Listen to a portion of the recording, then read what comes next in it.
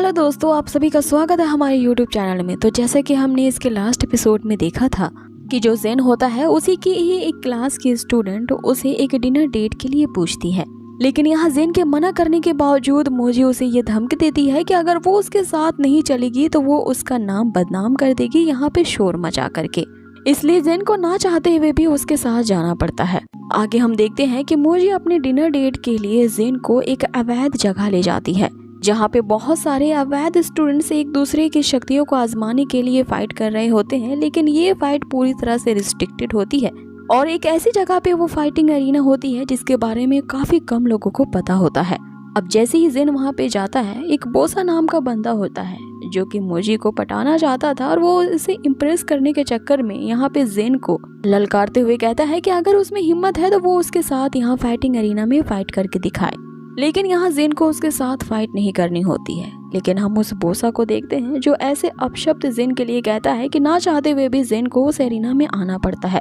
लेकिन चंद ही मिनटों के अंदर उस फाइट में हम उस बोसा को बुरी तरीके से हारता हुआ देखते हैं और इस तरह के कमाल के प्रदर्शन को देखते ही वहाँ पे एक और लड़की जिसका नाम काई होता है वो एरिना में आती है। यहाँ पे जेन को वो अपने साथ लड़ने के लिए उकसाने लगती है, लेकिन यहाँ जेन उससे फाइट करने में जरा भी दिलचस्पी नहीं दिखाता। इसलिए हम काई को देखते हैं कि वो जेन के सामने एक रेयर ट्रेजर को रखती है जो कि एक थंडर फ्रूट होता है जिसके खाते ही आपके पास असीम थंडर पावर आ जाएगी। लेकिन जेन इस पे भी इंटरेस्ट नहीं दिखाता। तभी हम काई को एक ब्लड फ्रूट उसके सामने अपीयर करता देखते हैं। अब इसे देखकर जेन उसके साथ फाइट करने के लिए तैयार हो जाता है, जहां हम उन दोनों को फाइट करने के लिए तैयार देखते हैं। अब यहाँ पे सबसे पहले प्रहार करने वाली काई ही होती है जिसके पास यहाँ असीम शक्तियाँ होती हैं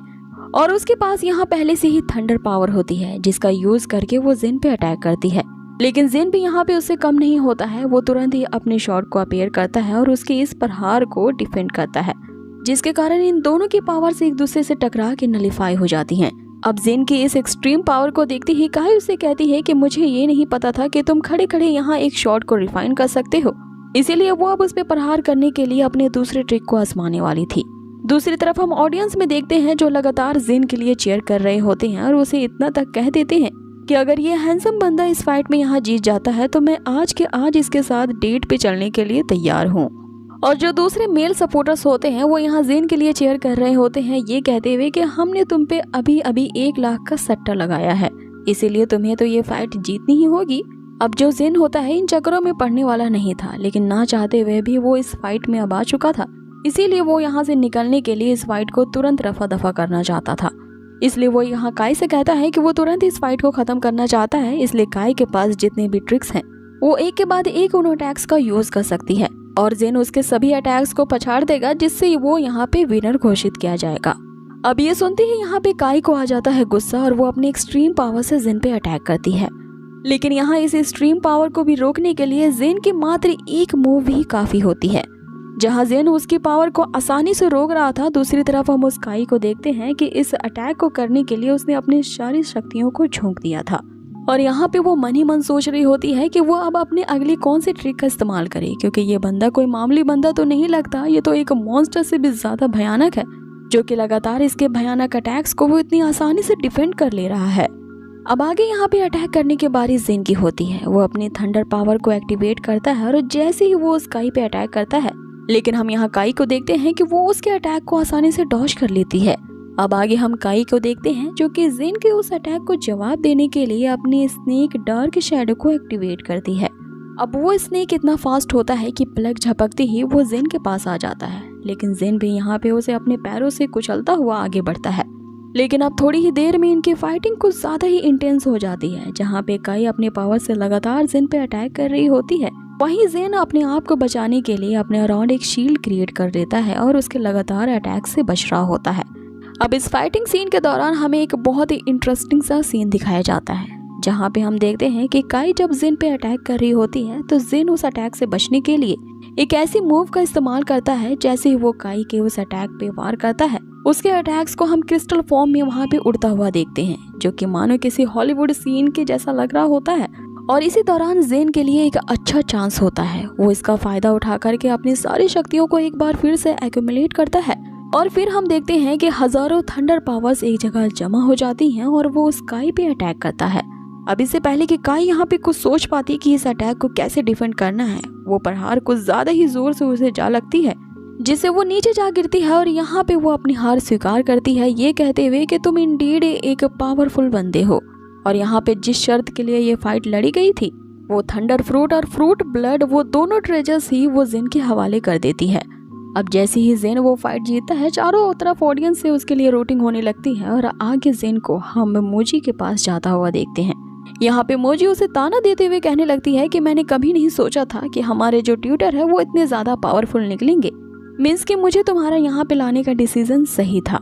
लेकिन यहाँ जेन को पता था कि मोजी जानबूझ करके उसे इस एरिना में लेकर के आई थी और वो लड़की जिसका नाम काई था उसे फाइटिंग एरिना में भेजने वाली और उसके साथ फाइट करने के लिए उकसाने वाले भी मोजी ही थे।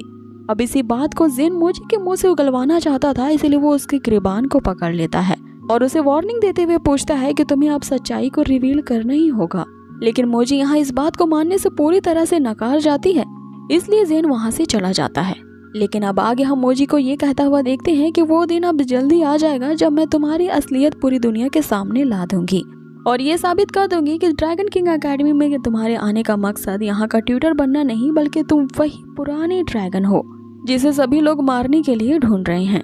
अब आगे हमें इस रात का सीन दिखाया जाता है जहाँ जेन अपनी डॉर्मेट्री में जाने के लिए उस ड्रैगन किंग एकेडमी की तरफ जा रहा होता है, लेकिन रास्ते में उसे एक अजीब सा सीन देखने को मिलता है। इस एकेडमी के जो वाइस प्रिंसिपल होती है, जिसका नाम जियांसु होता है, उसे एक बंदा जिसे वो शायद जानती होगी, वो रात के उसी पहर में उसे प्रपोज कर रहा होता है, ये कहते हुए कि अगर तुम मेरी बनने का वादा करती हो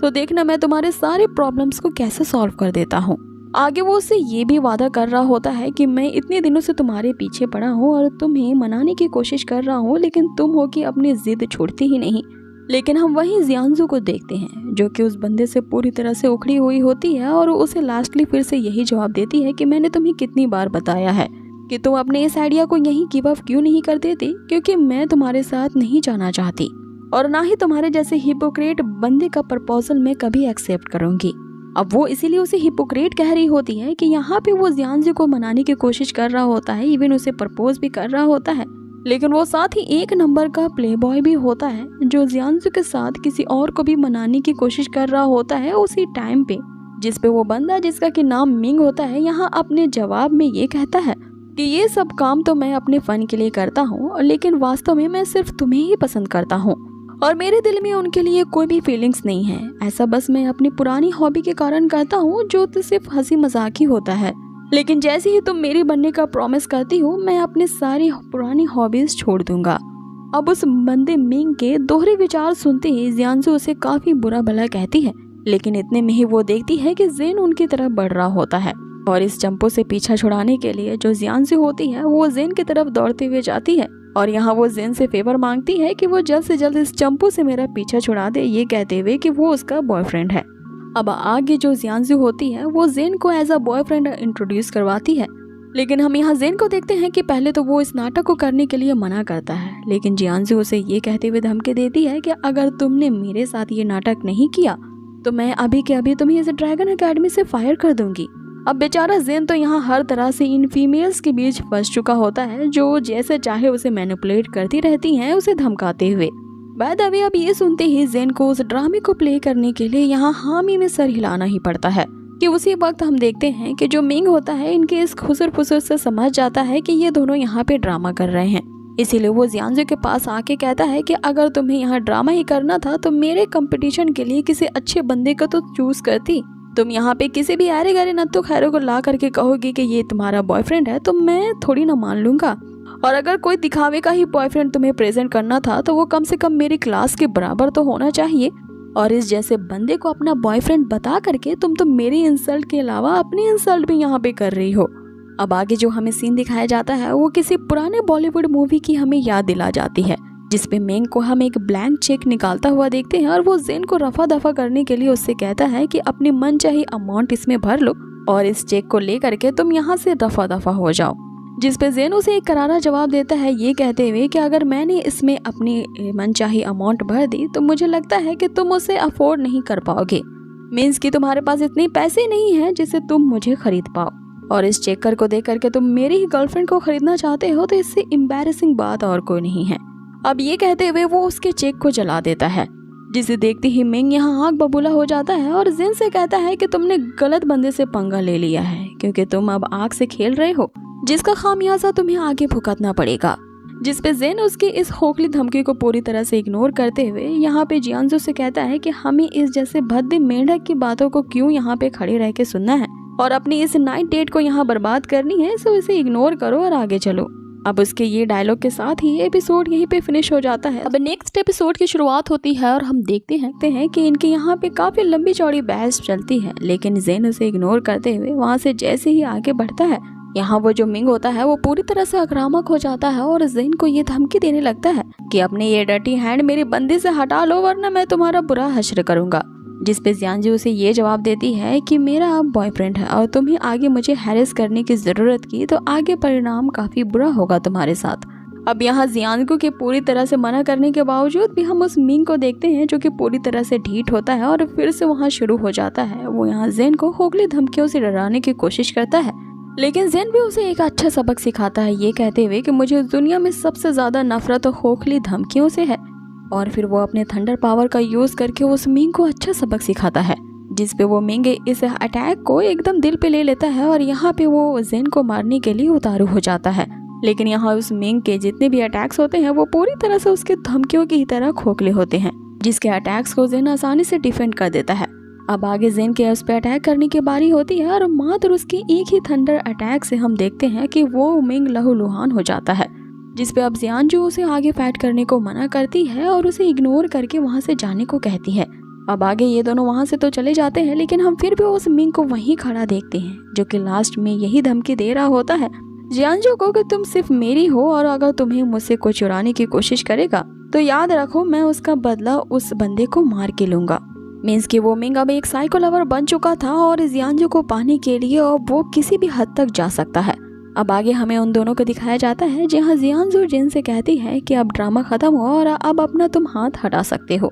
आगे वो जेन को उसकी मदद करने के लिए थैंक्स भी कहते हैं, साथ में उसे ये भी आगाह करवाती है कि वो जो मिंग है वो काफी छोटी सोच का बंदा है और हो सकता है कि वो अपना बदला लेने के लिए तुम्हें हर्ट करने की भी कोशिश करे, इसलिए आगे से तुम केयरफुल रहना और आगे उसने तुम्हें ट्रबल करने की कोशिश की तो तुम मुझे कह सकते हो। जिस पे जेन उसे कहता है कि अब तक कोई ऐसा पैदा नहीं हुआ जो मुझे धमका सके और बाय द वे मैंने तुम्हारी यहाँ मदद की है तो तुम मेरे लिए एक फेवर ओन करती हो जिसे मैं तुमसे लेकर के रहूंगा, लेकिन अभी मैंने वो चीज नहीं ली है कि इसके बदले में मुझे क्या चाहिए और वक्त आने पे मैं वो चीज तुमसे जरूर मांगूंगा। ऐसा कहते हुए जेन उसे गुड बाय कहते ही वहाँ से चला जाता है। अब यहाँ सीन चेंज होता है अगले दिन का, जहाँ जेन अपनी ड्रैगन स्लेइंग डिपार्टमेंट की क्लास ले रहा होता है। अब जैसे कि उसने अपने सारे स्टूडेंट्स से कहा था कि उन सभी को थंडर प्रैक्टिस शुरू कर देनी है। अब सारे स्टूडेंट इसी की प्रैक्टिस कर रहे होते हैं, लेकिन उन स्टूडेंट्स में से जो एक गुहान होता है उसके अंदर कुछ नई चीजों के सीखने की कुछ ज्यादा ही क्यूरियोसिटी होती है, इसीलिए वो अपने ट्यूटर यानी जेन से पूछ बैठता है कि आज वो लोग किस नई चीज को सीखने वाले हैं।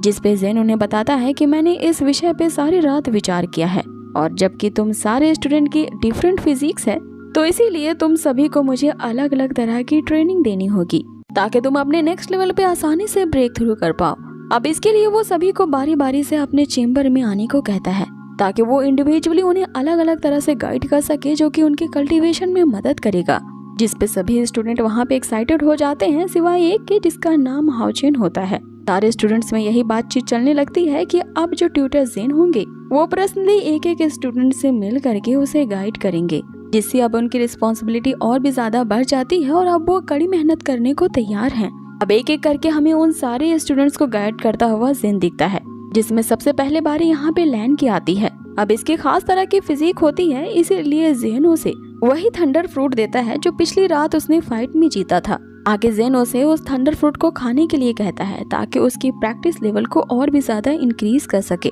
जिस पे लैन उसे बताती है कि उसके पेरेंट्स ने इस टेक्निक को सीखने के लिए उसे एक खास तरह की बुक दी होती है जिसका नाम शैडो बुक होता है, लेकिन वो काफी ज्यादा आलसी थी इसलिए कभी उसने इस बुक के अंदर की लाइटनिंग शैडो टेक्निक को अच्छे से देखा ही नहीं। जिस पे जेन उसे वही बुक मांगता है और वो उस बुक को देख के समझ जाता है कि लैन इस बुक से प्रैक्टिस क्यों नहीं कर पा रही है, क्योंकि उसमें लास्ट के जो मैजिक फॉर्मूला थे वो मिसिंग होते हैं। इसीलिए जेन उसे वो थंडर फ्रूट को खाने को कहता है ताकि वो उसकी नॉलेज को इम्प्रूव करने में हेल्प कर सके, जिसके कारण उसे अब शैडो थंडर टेक्निक को सीखने में काफी आसानी होगी। आगे हम देखते हैं कि लैन वो फ्रूट खा लेती है, जिसके बाद जैन उसके एक्वापंचर प्रेशर पॉइंट को हिट करता है और उसे बताता है कि तुम्हारी कल्टीवेशन के जो फाउंडेशन लेवल है वो काफ़ी ज़्यादा वीक यानी पुअर है, इसीलिए तुम्हें अपने नेक्स्ट लेवल पे ब्रेक थ्रू करने के लिए जल्दबाजी नहीं करनी चाहिए और तुम्हें इंतज़ार करना होगा ताकि तुम सबसे पहले उन थंडर एलिमेंट्स को रिफाइन कर पाओ। इसके बाद ही तुम कम्प्लीटली कल्टीवेशन के फाउंडेशन यानी आधार को समझ पाओगी, जिसके कारण न तुम आसानी से ब्लैक आयरन इंटरमीडिएट लेवल पे पहुंच सकोगी। साथ ही जेन उसकी थंडर टेक्निक पावर को इम्प्रूव करने के लिए एक नई बुक उसे देता है।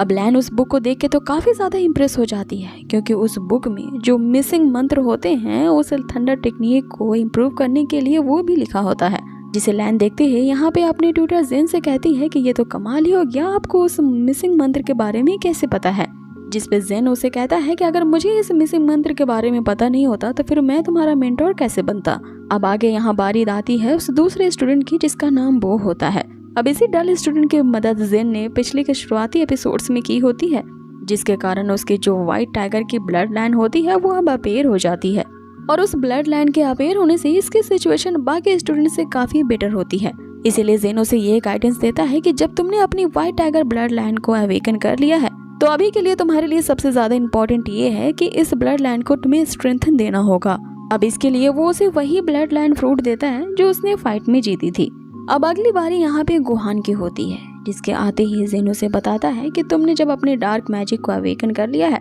लेकिन फिर भी जो तुम्हारी कल्टीवेशन की फाउंडेशन है वो काफी वीक है और इस स्टेज में सबसे पहले तुम्हें अपने फाउंडेशन को स्ट्रेंथ करना होगा, वरना तुम यूं ही ब्लैक मैजिक को प्रैक्टिस करते रह जाओगे, जिसके कारण जो ब्लैक एलिमेंट्स होंगे वो तुम पे आगे जाके काउंटर अटैक कर सकते हैं। इसीलिए जेन उसकी मदद करने के लिए और उसे डार्क मैजिक अच्छे से सिखाने के लिए उसे एक किताब देता है, जिसमें लिखे डार्क मैजिक को अगर वो प्रैक्टिस करेगा तो आसानी से वो अपने नेक्स्ट लेवल जो कि ब्रॉन्ज लेवल होता है वो उसमें ब्रेक थ्रू कर पाएगा। अब बाकी के बचे जो 4 स्टूडेंट होते हैं, यहाँ जेन उन सभी को एक साथ ही बुलाता है और उन्हें ये इंस्ट्रक्शन दे रहा होता है कि तुम चारों की जो फिजिक है वो काफी स्पेशल है और तुम सभी के अलग अलग फिजिक के कारण मैं तुम्हारी अभी मदद नहीं कर सकता तुम्हारे टैलेंट को अवेकन करने में। इसीलिए मैंने तुम चारों को साथ में इसलिए बुलाया है ताकि मैं तुम्हारी मदद कर सकूं, तुम सभी के साथ मिलके तुम्हारे अंदर के छिपे हुए टैलेंट को किस चीज से अवेकन किया जाए ये डिस्कवर करने के लिए। और अगर तुम यहाँ पे प्रॉमिस करो कि अगर तुम सभी साथ में मिलके इसकी प्रैक्टिस करते हो तो तुम सभी के अंदर जो छुपे हुए टैलेंट है वो जल्द ही जाहिर हो जाएंगे। अब इसके लिए यहाँ जेन उन चारों को एक एक पर्ची देता है, लेकिन उस पर्ची में क्या लिखा होता है और वो किस चीज के बारे में संदेश दे रहा होता है यहाँ नहीं बताया जाता। अब आगे उसके लास्ट लेकिन नन चाहे स्टूडेंट की बारी होती है, जिसका नाम हाओचिन होता है। अब उसे भी यहाँ पे बुलावा आता है, लेकिन वो आते ही यहाँ पे जेन के साथ बदतमीजी कर देता है, ये कहते हुए कि मैं जानना चाहता हूँ कि जो हमारे ट्यूटर जेन है वो मुझे क्या गाइडेंस देने वाले हैं। जिस पे जेन बस उसे यही कहता है कि तुम्हारे लिए बस मैं एक ही चीज कहना चाहूंगा कि जिस तरह से बुरी चीजों को सीखना जितना आसान होता है, तुम्हें उन चीजों को छोड़ करके अपनी कल्टीवेशन को नेक्स्ट लेवल तक पहुंचाने के लिए अपने फादर जो मिस्टर लूसिन है उनके चीप ट्रिक्स को पूरी तरह से त्यागना होगा और इसी तरह के ट्रिक्स और कॉन्स्पिरेसी को छोड़ करके तुम सही मानों में कल्टीवेशन को सीख सकते हो। लास्टली वो उससे ये कहता है कि अगर तुमने मेरी इस एडवाइस को नहीं माना तो इसमें तुम्हारा ही घाटा होगा, मेरा कुछ नहीं जाएगा। और इसी के साथ मुझे वो सॉन्ग याद आ जाती है कि इसमें तेरा घाटा मेरा कुछ नहीं जाता और एपिसोड को यहीं खत्म किया जाता है। सो गाइज, आप लोगों को ये आज का एपिसोड कैसा लगा मुझे कमेंट बॉक्स में जरूर बताएं। अब नेक्स्ट एपिसोड की शुरुआत होती है और हम देखते हैं कि जो वाइस प्रेसिडेंट जियांगू होती है उसने जेन को अपने ऑफिस में बुलाया होता है, जहाँ पे जेन उससे पूछता है कि आखिर उसे यहाँ पे बुलाने का क्या मकसद है। जिस पे जियांगू उसे बताना शुरू करती है कि जब से तुमने उसे ड्रैगन स्लेइंग डिपार्टमेंट का भार संभाला है उसके नए इंस्ट्रक्टर तुम बनाए गए हो। मैंने अपनी सेक्रेटरी से सुन रखा है कि तुमने उसमें कई सारे चेंजेस करवाए हैं। जिस पे जेन उसे बताता है कि हाल ही में मैंने चेंजेस तो करवाए हैं, लेकिन अभी भी मेरे क्लास में एक ऐसा स्टूडेंट है जो सिर्फ एक बेड बैग यानी कि खटमल है, जिसके कारण ना तो क्लास आगे बढ़ पा रही है और ना ही वो खुद आगे बढ़ रहा है। अब यहाँ पे जेन उसी स्टूडेंट जिसका नाम हाओचिन है उसके बारे में बात कर रहा होता है, जो कि उसी ड्रैगन किंग एकेडमी के 4 मेजर हेड टीचर्स जो होते हैं उन्हीं में से एक मिस्टर लूशन का बेटा होता है। जिस पे जियांगू उसे ये आश्वासन देती है कि वो सिर्फ प्यादा है। और रही बात मिस्टर लूशन की, तो जब से तुम्हें उस ड्रैगन स्लेइंग डिपार्टमेंट का इंस्ट्रक्टर बनाया गया है वो इसके खिलाफ हैं और वो जल्द से जल्द कुछ ऐसा जरूर करना चाहेंगे जिसे तुम्हें इस पद से हटा दिया जाए। अब आगे हमें पता चलता है कि जेन को सिर्फ इसी टॉपिक पे बात करने के लिए नहीं बुलाया जाता, उसे यहाँ पर एक बैड न्यूज सुनाने के लिए बुलाया गया था और वो बैड न्यूज ये होती है कि ड्रैगन किंग एकेडमी ने अभी के अभी एक प्रपोजल को पास किया है, जिसके अकॉर्डिंग सभी क्लासेस ने काफी अच्छा परफॉर्मेंस किया है सिवाय सिर्फ एक क्लास के, और वो क्लास और कोई नहीं बल्कि वही ड्रैगन स्लेइंग डिपार्टमेंट होता है। इसलिए जियांजू उसे ये आगाह करना चाहती थी कि आने वाले ईयर एंड असेसमेंट में ड्रैगन स्लेइंग डिपार्टमेंट को भी पास होना होगा और हमारे इस एकेडमी के स्टैंडर्ड्स को मैचअप करना होगा, और तभी ही उस डिपार्टमेंट को आगे चलाया जाएगा, वरना तुम्हारे साथ साथ मुझे भी अनएम्प्लॉयड होना होगा। मीन्स कि यहाँ उन दोनों की नौकरियां खतरे में थी अगर ड्रैगन स्लेइंग डिपार्टमेंट इस ईयर के भी असेसमेंट एग्जाम में फेल हो जाता है तो। जिसपे जेन के ये पूछने पे कि उस ईयर असेसमेंट को पास करने के लिए कौन से स्टैंडर्ड पे खड़ा उतरना होगा, जियांजू उसे बताती है कि तुम्हें टॉप रैंक की लिस्ट में आना होगा।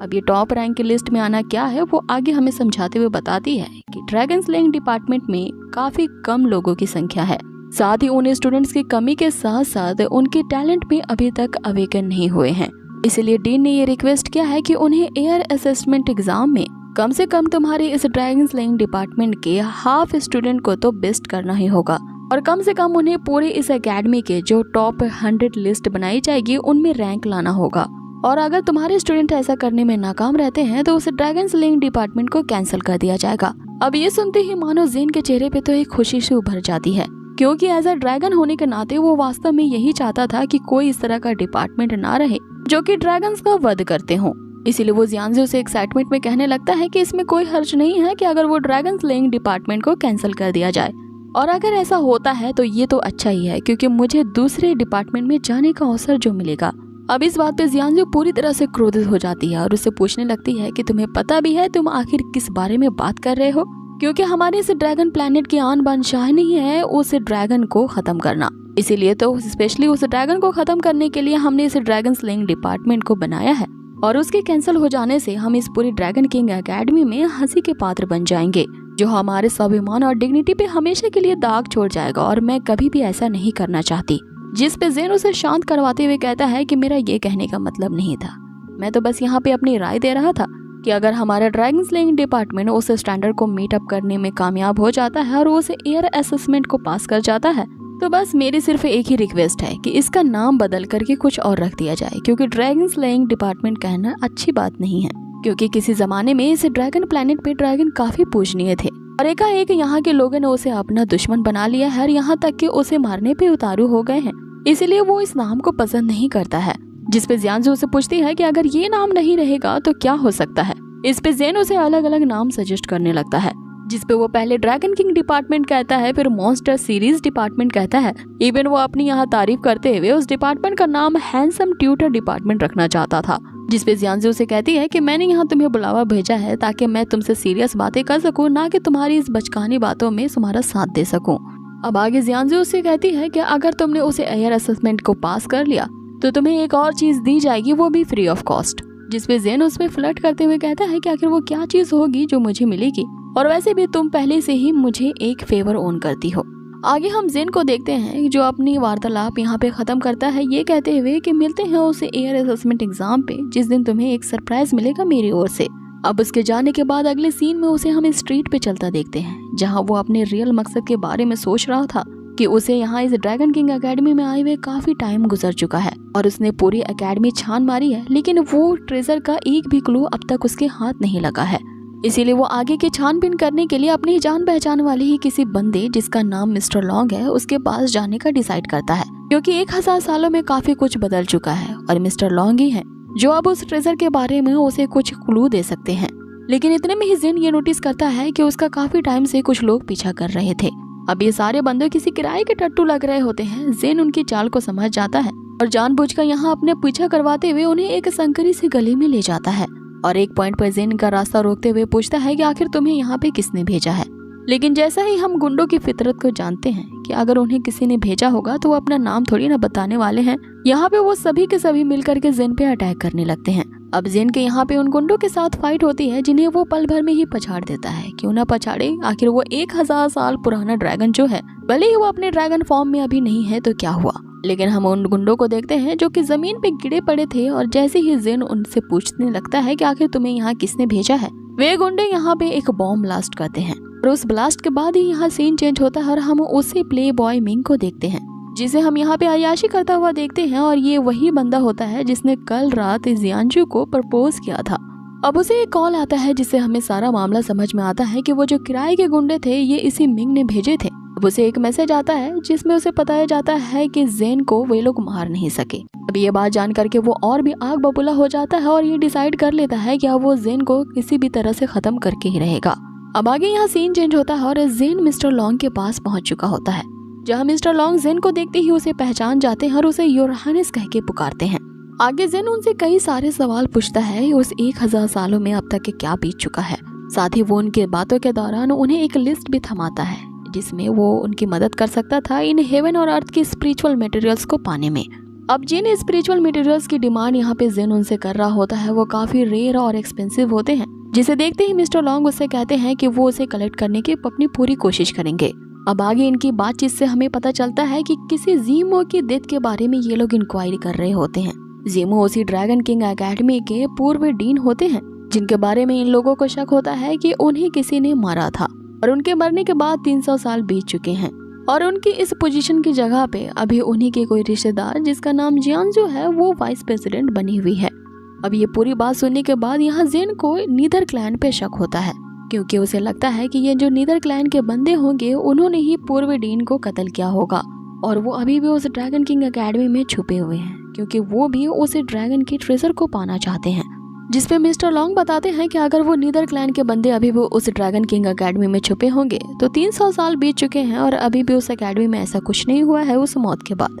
जिसपे जेन को यह अंदेशा होता है कि हो सकता है कि उस बहुत बड़े युद्ध के हारने के बाद उन्होंने भी काफी लॉस को सफर किया होगा, इसीलिए वो अभी अपना अगला कदम नहीं उठा रहे। जिसपे अब इन दोनों का शक यहाँ पे पूरी तरह से यकीन में बदल जाता है कि हो न हो नीदर क्लैन अभी भी बचा हुआ है, क्योंकि उस युद्ध में फाइट के दौरान ये अफवाह फैल चुकी थी कि नीदर क्लैन पूरी तरह से विलुप्त हो चुका है, लेकिन अभी भी उसके कुछ मेंबर्स बाकी हैं जो इस तरह की हरकत कर रहे हैं और उस ड्रैगन किंग एकेडमी के ओल्ड डीन को मारने के पीछे उन्हीं का हाथ है, क्योंकि वे लोग भी उसी ड्रैगन ट्रेजर की तलाश कर रहे हैं जिसे जेन ढूंढ रहा है। अब इस बात की आगे की इन्वेस्टिगेशन करने के लिए जेन यहाँ मिस्टर लॉन्ग से कहता है कि वो अभी भी उस ड्रैगन किंग एकेडमी में ही रहेगा ताकि इस पूरे मामले को इन्वेस्टिगेट कर सके, क्योंकि अभी उन्हें जल्दबाजी नहीं करनी है क्योंकि अभी भी उनके जो दुश्मन है वो डार्क में छुपे हुए हैं और अगर हमने जल्दबाजी में कोई ऐसा कदम ले लिया तो वो अलर्ट हो जाएंगे और फिर हमारे हाथे कभी नहीं लगेंगे। अब आगे मिस्टर लॉन्ग जेन को एक कार्ड देते हैं जिसमें 10 मिलियन रुपीस होते हैं ताकि वो उसे यूज कर पाए, क्योंकि जेन के पास अभी फिलहाल पैसे नहीं होते हैं। अब आगे जेन को हम ये डिसाइड करता देखते हैं कि जब नीदर क्लैन उस ड्रैगन किंग एकेडमी में घुसपैठ कर चुका है तो जेन को जल्द से जल्द उस ड्रैगन ट्रेजर को ढूंढना ही होगा, क्योंकि अगर वो ट्रेजर उनके हाथों लग गया तो फिर आगे कई सारी तबाहियों का सामना करना पड़ेगा। लेकिन फिर जेन इस सोच में पड़ जाता है कि उस ड्रैगन ट्रेजर के बारे में सिर्फ जेन के अलावा उस ड्रैगन प्लैनेट के जो ड्रैगन गार्ड्स हैं सिर्फ उन्हीं को ही इस ट्रेजर के बारे में पता था। तो आखिर वो कौन है जिसने उनके साथ गद्दारी की है और इस न्यूज को लीक करवाया है। अब इस सस्पेंस के साथ ही कि ड्रैगन गार्ड में कौन धोखेबाज है जो कि उनके साथ धोखेबाजी कर रहा है, इस एपिसोड को यहीं पर खत्म किया जाता है। नेक्स्ट एपिसोड की शुरुआत होती है और हम देखते हैं। हे एवरीवन, आप सभी का स्वागत है हमारे यूट्यूब चैनल में। तो जैसा कि हमने लास्ट एपिसोड में देखा था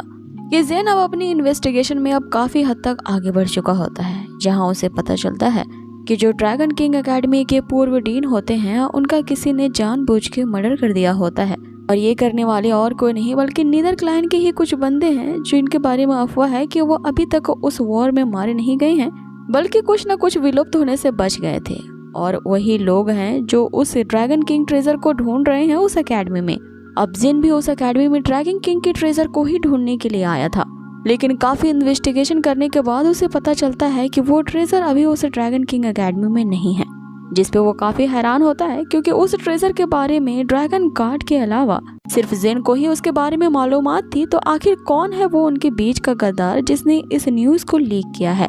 अब आगे एपिसोड की शुरुआत होती है जहां हम जेन को वापस से ड्रैगन किंग एकेडमी की तरफ ज्यादा देखते हैं, लेकिन रास्ते में उसे एक आर्ट गैलरी मिलती है जिसके सामने एक बोर्ड टंगा होता है कि जल्द ये आर्ट गैलरी बिकने वाली है। अब जेन यहाँ पे कुछ सोचता है कि मानो जैसे वो उस आर्ट गैलरी को खरीदना चाहता था और वो उसके अंदर चला जाता है, जहाँ पे उसे पता चलता है कि उस आर्ट गैलरी का पेंटर ही उस जगह का केयरटेकर है। यहाँ वो जेन को आता देखता है और उसे बताता है कि अब इस जगह में बिकने वाली पेंटिंग जिसे मैंने ही बनाया है अब ये सेल पे नहीं है, इसीलिए उसे इन पेंटिंग्स को खरीदने के लिए कहीं और पे जाना पड़ेगा। जिसपे जेन उसे बताता है कि वो यहाँ पे कोई पेंटिंग खरीदने के लिए नहीं आया है, बल्कि वो इस पूरे आर्ट गैलरी को ही खरीदना चाहता है। जिसपे पेंटर उसे बताता है कि आपने यहाँ पे आने में लेट कर दिया है, क्योंकि मैं थोड़ी देर पहले ही ये आर्ट गैलरी किसी दूसरे को बेच चुका हूँ। अब ये सुनते ही जेन थोड़ा निराश हो जाता है और उसे इंसिस्ट करने लगता है कि जिसने तुम्हें जो पैसे दिए हैं इस आर्ट गैलरी के लिए, मैं तिगना देने के लिए तैयार हूँ, इसलिए तुम उस आर्ट गैलरी को मुझे ट्रांसफर कर दो। जिसपे वो पेंटर उससे कहता है कि मैं इसमें आपके कुछ मदद नहीं कर सकता, आपको उसी बायर से बात करनी होगी जिसने मेरे इस आर्ट गैलरी को पहले खरीदा है। अब आगे हम उसी बायर को देखते हैं जिसकी वेशभूषा से लगती है कि वो एक धनी महिला होती है। जैसे ही वो एंट्री मारती है उस आर्ट गैलरी में, जो पेंटर होता है वो उसे एक रेयर पेंटिंग डिलीवर कर रहा होता है, जिसकी कीमत काफी ज्यादा महंगी होती है, क्योंकि वो उस मशहूर पेंटर के द्वारा हैंड पेंट की गई आखिरी पेंटिंग होती है। अब उसे आधा देखते ही जेन उसके पास आ जाता है और उसे भी उस पेंटर के जैसा ही ऑफर करता है, लेकिन अभी उसने ऑफर को कम कर दिया होता है। वो उस धनी महिला से कहता है कि अगर वो ये आर्ट गैलरी उसे दे दे तो उसने जितने दाम में इस आर्ट गैलरी को खरीदा है उसका दुगना प्राइस उसको देने को तैयार है। जिसपे वो धनी महिला उसे बताती है कि अगर तुम मुझे इसका 10 गुना भी पैसा दोगे तो भी मैं इस आर्ट गैलरी को तुम्हें नहीं सोल्ड करूंगी। अब यहाँ पे जेन कहाँ हार मानने वाला था, वो उसे अपना एक दूसरा ऑफर पेश करता है, जहाँ वो उसे कहता है कि अगर तुम मुझे इन दुगने दामों पे इस आर्ट गैलरी को नहीं बेचना चाहती तो तुम्हारी व्यवहार को देख के लगता है कि तुम एक ऐसी पर्सन हो जो कि काफी कला को पसंद करती हो। तुम्हारे लिए मैं इसी पेंटिंग को हूबहू ड्रॉ कर सकता हूँ जिसे तुम इतना रेयर मान रही हो, और मेरी बनाई हुई पेंटिंग को अगर तुम एग्जीबिशन में लगाओ तो जितने में तुमने ये आर्ट गैलरी खरीदी है ये उससे कई 100 गुना ज्यादा मनी तुम्हें ला कर देगी। जिसपे वो धनी महिला उसकी इंसल्ट करते हुए कहती है कि तुम जैसे ऐरे गहरे की पेंटिंग्स को भला कौन खरीदना चाहेगा, और क्या तुम आर्ट की ट्रू मीनिंग को भी समझते हो जो पेंटिंग करने के लिए यूं ही तैयार हो गए। अब ये सुनते ही यहाँ जेन से रहा नहीं जाता और वो पेंटर से कुछ पेन, इंक और पेपर और एक खास तरह का इंक स्टोन लाने को कहता है। अब ये सारी चीजें यहाँ जेन के सामने पेश की जाती हैं और वो पेंटिंग करना शुरू करता है। अब यहाँ हम व्यूवर्स को लगता है कि वो काफी शांत स्वभाव में और काफी आराम से पेंटिंग करेगा, लेकिन पेंटिंग मात्र 5 सेकंड में ही बन के तैयार हो जाती है। अब आगे हम देखते हैं कि पेंटिंग बिल्कुल तैयार हो चुकी होती है, जो कि हूबहू उस रेयर पेंटिंग के जैसे ही लग रही होती है। यहाँ पे जेन उस पेंटर से कहता है कि आप आके इस पेंटिंग को चेक कर सकते हैं कि ये ट्रू है कि नहीं। अब यहाँ पे उस पेंटर की तो एक शब्द कहने की हिम्मत नहीं होती है, क्योंकि वो जो पेंटिंग होती है और वो जो कैलीग्राफी उसने बनाई होती है वो उस पेंटर से कई ज्यादा गुना फर बेटर होती है। वैसा इसलिए होता है क्योंकि ये कला सिर्फ 1000 साल पहले ही की जाती थी। आगे वो पेंटर यहाँ जेन से कहता है कि मेरी इतनी औकात नहीं है कि मैं इस महान पेंटिंग को जज कर सकूं। लेकिन हम उस धनी महिला को देखते हैं जो कि अब भी सेटिस्फाइड नहीं थी। हालांकि वो यहाँ जेन की तारीफें करती है उसकी पेंटिंग के लिए, फिर भी वो पेंटिंग में कुछ ऐसा ढूंढ रही होती है जिसे वो नजर नहीं आता। तो अब यहाँ पे असली मैजिक जेन उसे दिखाता है। वो इंक लेता है और उसे अपने मुंह में डाल लेता है और किसी फव्वारे की तरह उस पूरी पेंटिंग पे छिड़काव करता है। अब हमें यहाँ असली मैजिक देखने को मिलता है। जैसे ही वो इंक इस पेंटिंग पे गिरती है वो पेंटिंग पूरी तरह से शाइन करने लगती है और उसमें अपने आप ही रंग उभर के आने लगते हैं। अब जेन की ये कला को देख करके वो धनी महिला और पेंटर दोनों ही अचंभित रह जाते हैं। आगे हम उस पेंटर को देखते हैं जो कि जेन को ऑफेंड करने के लिए यहाँ माफी मांग रहा होता है, ये कहते हुए कि वो कभी भी उसकी पेंटिंग और कैलीग्राफी के बराबर भी नहीं पहुंच पाएगा। अब आगे जेन उस धनी महिला से कहता है कि वो इस पेंटिंग के बदले में ये आर्ट गैलरी उससे लेना चाहता है, जिसपे वो धनी महिला जिसका नाम लॉन्गली होता है वो भी एक्सेप्ट करती है। वो उस पेंटिंग के बदले में उस पूरी आर्ट गैलरी के स्टूडियो को जेन को दे देती है। अब जेन उस पेंटिंग पे एक सील लगाता है और उसके सील लगाते ही ये पेंटिंग उस लॉन्गली की हो जाती है। लेकिन आगे हम पेंटर को देखते हैं जो कि जेन से कहता है कि क्या वो उसके लिए भी इस तरह की पेंटिंग बना सकते हैं, जिसमें जेन उसे कहता है कि वो अभी फिलहाल बिजी है, अभी तो ये पेंटिंग नहीं बना सकता, लेकिन उसके लिए अब भी एक काम है। वो उस आर्ट गैलरी के रखवाली के लिए और उसे रिस्टोर करने के लिए इस पूरे प्लेस की जिम्मेदारी उसे देता है और बदले में इस आर्ट गैलरी के देखभाल करने के लिए वो फ्यूचर में उसके लिए जरूर इस तरह की पेंटिंग्स बनाएगा। अब जेन वहाँ से चला जाता है और हमें रात का सीन दिखाया जाता है। अब जेन अभी उस इलाके में ढूंढ रहा होता है और ये उस इलाके की छानबीन कर रहा होता है जो ड्रैगन किंग एकेडमी के बिल्कुल पास ही है। अब वो उस ट्रेजर को ढूंढते ढूंढते एक ब्रिज के पास पहुंचता है, जहाँ पे उसे पता चलता है कि उसने सारी जगह की छानबीन कर ली है। बस इस पानी के अंदर ही अब उसे उस ट्रेजर को ढूंढना होगा, क्योंकि बस एक यही जगह अभी बची हुई है। अब आगे हम जेन को देखते हैं जो कि उस पानी में कूद जाता है। जैसे वो उसके अंदर जाता है उसे समझ में आता है कि यहाँ पे कोई पुराना शहर था जो अब पूरी तरह से डूब चुका है और उस पानी के अंदर जैसे ही वो गहराई में आगे बढ़ता जाता है उसे एक बड़ा सा पत्थर दिखता है। अब उस पत्थर पे ड्रैगन के कुछ चिन्ह उसे नजर आते हैं। अब उस पत्थर को जैसे ही जेन यहाँ टच करता है वो पूरी पत्थर में कंपन होने लगती है, जिसके कारण वो ड्रैगन पैटर्न जो होता है वो ग्लो करने लगता है और उसके तुरंत बाद ही हम वहाँ पे एक फॉर्मेशन को अपीयर होता देखते हैं। अब ये फॉर्मेशन किसी एंशिएंट बैन की तरह होता है, जिसे किसी ने जानबूझ करके उस जगह पे लगाया था ताकि वो इसके राज को ना पकड़ पाए। अब आगे जेन को तो उस ग्लोइंग ड्रैगन मार्क की सच्चाई जाननी होती है, जिसके लिए उसे इस एंशिएंट बैन को तोड़ना होगा। लेकिन इससे पहले कि वो इस चमकीले फॉर्मेशन को तोड़ पाता, वहाँ पे किसी और बंदे की एंट्री होती है, जिसने अपने शील्ड एक एयर बबल बना रखा था ताकि वो पानी में भी आसानी से सांस ले सके। लेकिन हम वहीं जेन को देखते हैं जिसे पानी में सांस लेने में कोई दिक्कत पेश नहीं आती। अब इससे पहले कि वो बंदा यहाँ जेन के करीब पहुँच पाता, जेन यहाँ पे अपने आप को छुपा लेता है और लगता है कि इसी ने ही उस एंशिएंट बैंड को वहाँ पे लगाया है ताकि यहाँ पे कोई भी आ ना सके। अब उसे देखते ही जेन यहाँ समझ जाता है कि उसका शक सही था, कोई ना कोई जरूर है जो कि उससे पहले ही ड्रैगन ट्रेजर को ढूंढ चुका है। लेकिन अभी तक इसके हाथों वो ड्रैगन ट्रेजर नहीं लगा है, क्योंकि अगर वो लग जाता तो ये ड्रैगन मार्क अपने आप ही क्रैक हो जाता। अब यहाँ जेन ये सोच में पड़ जाता है कि आखिर वो कौन है जिसने इस पूरी जगह को सील कर रखा है, जिसके कारण अब वो भी अपने इस ड्रैगन मार्क को क्रैक नहीं कर सकता। अब इससे पहले कि वो बंदा यहाँ जेन को देख पाता, जेन यहाँ ये डिसाइड करता है कि वो फिलहाल के लिए अभी यहाँ से चला जाएगा और बाद में आकर के इसे लेने की कोशिश करेगा। लेकिन उससे पहले इस मामले की और तह तक जाने के लिए उसे डार्क सिटी में जाना होगा, जहाँ पे उसके ओल्ड फ्रेंड्स अभी भी हैं और वो उनसे मदद ले सकता है। अब इस सस्पेंस के साथ कि आखिर उस डार्क सिटी में क्या होने वाला है, ये एपिसोड यहीं पे खत्म होता है। नेक्स्ट एपिसोड की शुरुआत होती है और हम देखते हैं जेन होता है वो ड्रैगन एकेडमी के हर एक हिस्से को छान मारता है, लेकिन अब तक उसे ड्रैगन किंग द्वारा छुपाया गया ट्रेजर नहीं मिला है। लेकिन काफी छानबीन करने के बाद और अपने पुराने साथियों को संपर्क करते हुए उसे फाइनली एक जगह का क्लू मिलता है और वो वहाँ पे सर्च करने जाता है तो उसे वहाँ पे एक मिस्टीरियस बंदा मिलता है और वो भी उस क्लू को जानता था और उस ड्रैगन पैटर्न को अनलॉक करने की कोशिश कर रहा होता है। लेकिन उस पैटर्न को अनलॉक करने के लिए एक एंशिएंट बैंड लगाया गया होता है, जिसे सिर्फ ड्रैगन स्टार का गार्ड यानी कि शिनलॉन्ग स्टार ही अनलॉक कर सकता है। अब चूंकि जेन ही वो ड्रैगन गार्ड होता है, इसलिए उस मिस्टीरियस बंदे के आते ही वो एक कोने में छुप जाता है। अब आगे जेन ये डिसाइड करते हुए वहाँ से चला जाता है कि वो बाद में इसके बारे में सर्च करेगा। अब यहाँ से एपिसोड की शुरुआत होती है, जहाँ हमें एकेडमी के अंदर का सीन दिखाया जाता है। जेन, जिसे कि ड्रैगन स्लेइंग डिपार्टमेंट का ट्यूटर बनाया गया है, वो अपनी क्लास लेने के लिए वहाँ पे पहुँचता है। लेकिन क्लास में पहुँचने से पहले ही उसे कुछ स्टूडेंट्स आपस में बहस करते नजर आते हैं। जैसे ही जेन वहाँ पे पहुँचता है उसे बताया जाता है कि इस एकेडमी के जो 4th मेजर डिपार्टमेंट के हेड मिस्टर लुशिन है, उनके ही बिगड़े हुए बेटे जिसका नाम के हॉचिन है, उसने फिर अपने बाप के रुतबे का यूज किया है और यहाँ अपनी मर्जी के मुताबिक बिना ट्यूटर जेन से कंसल्ट किए हुए उसने 2 और स्टूडेंट्स को, जो कि उसके दोस्त हैं, जबरदस्ती से ड्रैगन स्लेइंग डिपार्टमेंट का जबरदस्ती स्टूडेंट बना लिया है। साथ ही यहाँ जेन के सामने उसने एक ऐसा सर्टिफिकेट सामने रखा है जो कि बिना जेन के परमिशन दिए ही उनके इस क्लास में ट्रांसफर प्रोसीजर को लीगल बना दिया है, जिसपे जेन उनसे ये जवाब देता है कि जिन स्टूडेंट्स में नॉलेज को सीखने की डिजायर नहीं होती, वे अनटैलेंटेड स्टूडेंट्स मेरे इस ड्रैगन क्लास को ज्वाइन करने के लिए क्वालिफाइड नहीं है। जिसपे हॉचिन अपने ही ट्यूटर जेन से ये बहस करना शुरू कर देता है कि ये जो मेरे 2 स्टूडेंट्स हैं, जिनमें से एक का नाम लॉन्डा होता है और दूसरे का नाम जिहांग होता है, इन दोनों ने ही ब्लैक आयरन स्टेज के एक्सट्रीमली हाई लेवल को ब्रेक थ्रू किया है, जो कि आप ही की क्लास के कुछ बेकार स्टूडेंट से कंपेयर किया जाए तो इनकी लेवल एक्सट्रीमली हाई है।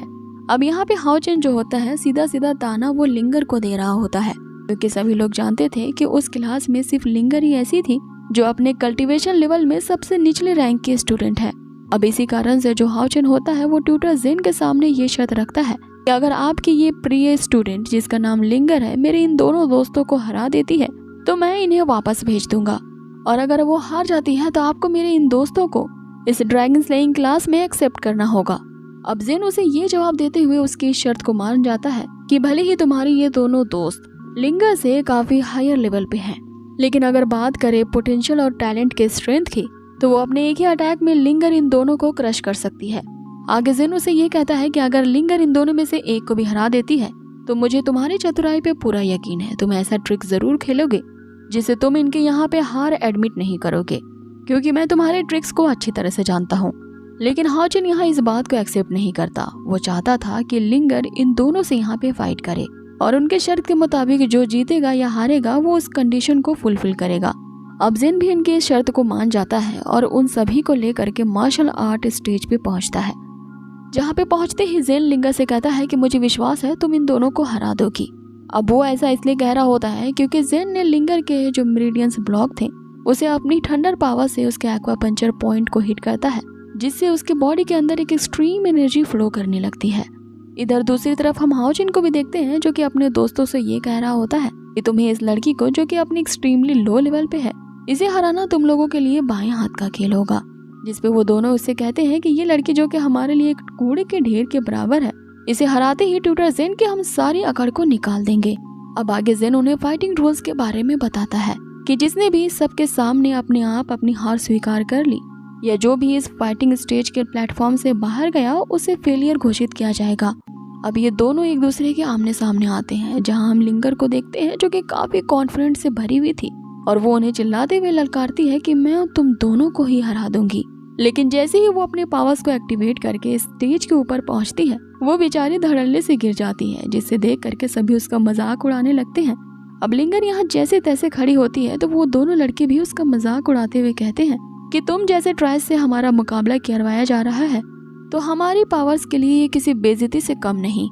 और तुम जैसे ट्राइस स्टूडेंट को तुम्हारी स्टूपिडिटी के लिए आज रीपे करना होगा। अब उन दोनों में से एक बंदा कहता है कि इसके लिए तो मैं ही अकेला काफी हूँ जो अपने एक ही हाथ से इसे हरा देगा। अब इधर लिंगर को हम देखते हैं जो इनकी इस क्रूर शब्दों को सुनते हुए पूरी तरह से आग बबूला हो जाती है और उनसे चिल्लाते हुए कहती है कि तुम्हारी हिम्मत कैसे हुई मुझे ट्रैश कहने की। अब यहाँ पे देखते हैं कि उसके अंदर इतना ज्यादा गुस्से का ज्वालामुखी फटता है कि लिंगर वहीं सबके सामने ही एक नेक्स्ट लेवल पे ब्रेक थ्रू कर लेती है। लेकिन लिंगर की ब्रेक थ्रू करने का सिलसिला अब यहीं पर नहीं रुकता, वो अचानक से हवा में राइज अप होती है और वो दनादन एक एक लेवल पे आसानी से ब्रेक थ्रू करती जा रही थी, जिसे देख करके वो दोनों बंदे भी हक्के बक्के रह जाते हैं कि आखिर ये लड़की कर क्या रही है। कि इतने में हाओजिन जो उन दोनों बंदों के पीछे होता है उन्हें स्टूपिड कहते हुए आवाज देता है कि तुम लोग आखिर किस चीज का इंतजार कर रहे हो, जाओ उस पे अटैक करो। अब ये सुनते ही वो दोनों एक साथ ही लिंगर पे अटैक करते हैं। इन दोनों के पास अर्थ आयरन लेवल की पावर होती है, जिसका यूज करते ही अर्थ के अंदर की जो आयरन कोर होती है वो बाहर रिलीज होने लगती है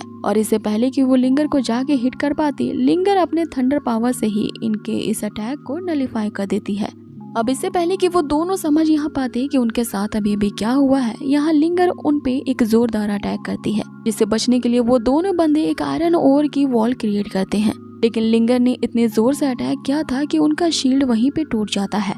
अब लिंगर इतने ही नहीं रुकती, वो आगे फिर से हवा में राइज अप होने लगती है। आसपास की वहाँ पे जितने भी इलेक्ट्रिक एनर्जी होती है उसे गैदर करने लगती है, जिससे अब उसके अंदर एक्सट्रीम एनर्जी लेवल का प्रवाह हो रहा था और इसी एक्सट्रीम लेवल की एनर्जी को वो थंडर पावर में कन्वर्ट करती है और उन दोनों पे अटैक करती है, जिससे दोनों ही बंदे के वहाँ पे परखच्चे उड़ जाते हैं और वो चिल्लाते हुए अपनी हार वहीं पे स्वीकार करते हैं, ये कहते हुए कि मुझे जिंदा रहना है भाई और ये कोई लड़की नहीं बल्कि मॉन्स्टर है, और अपनी जान को वो बचाते हुए वहाँ से 9-2-11 हो जाते हैं। अब बाकी के लिंगर के जो क्लासमेट होते हैं वो भी पूरी तरह से हैरान रह जाते हैं कि आखिर ये कैसे पॉसिबल है कि इतने शॉर्ट टाइम में लिंगर ने न केवल अपने फर्स्ट लेवल को एक्सट्रीमली ब्रेक थ्रू किया है बल्कि लगातार वो अलग अलग लेवल्स के स्टेजेस पे पहुंच चुकी है। अब इसी का जवाब बाकी के स्टूडेंट यहाँ ट्यूटर जेन से पूछते हैं कि आखिर आपने लिंगर के साथ क्या किया था,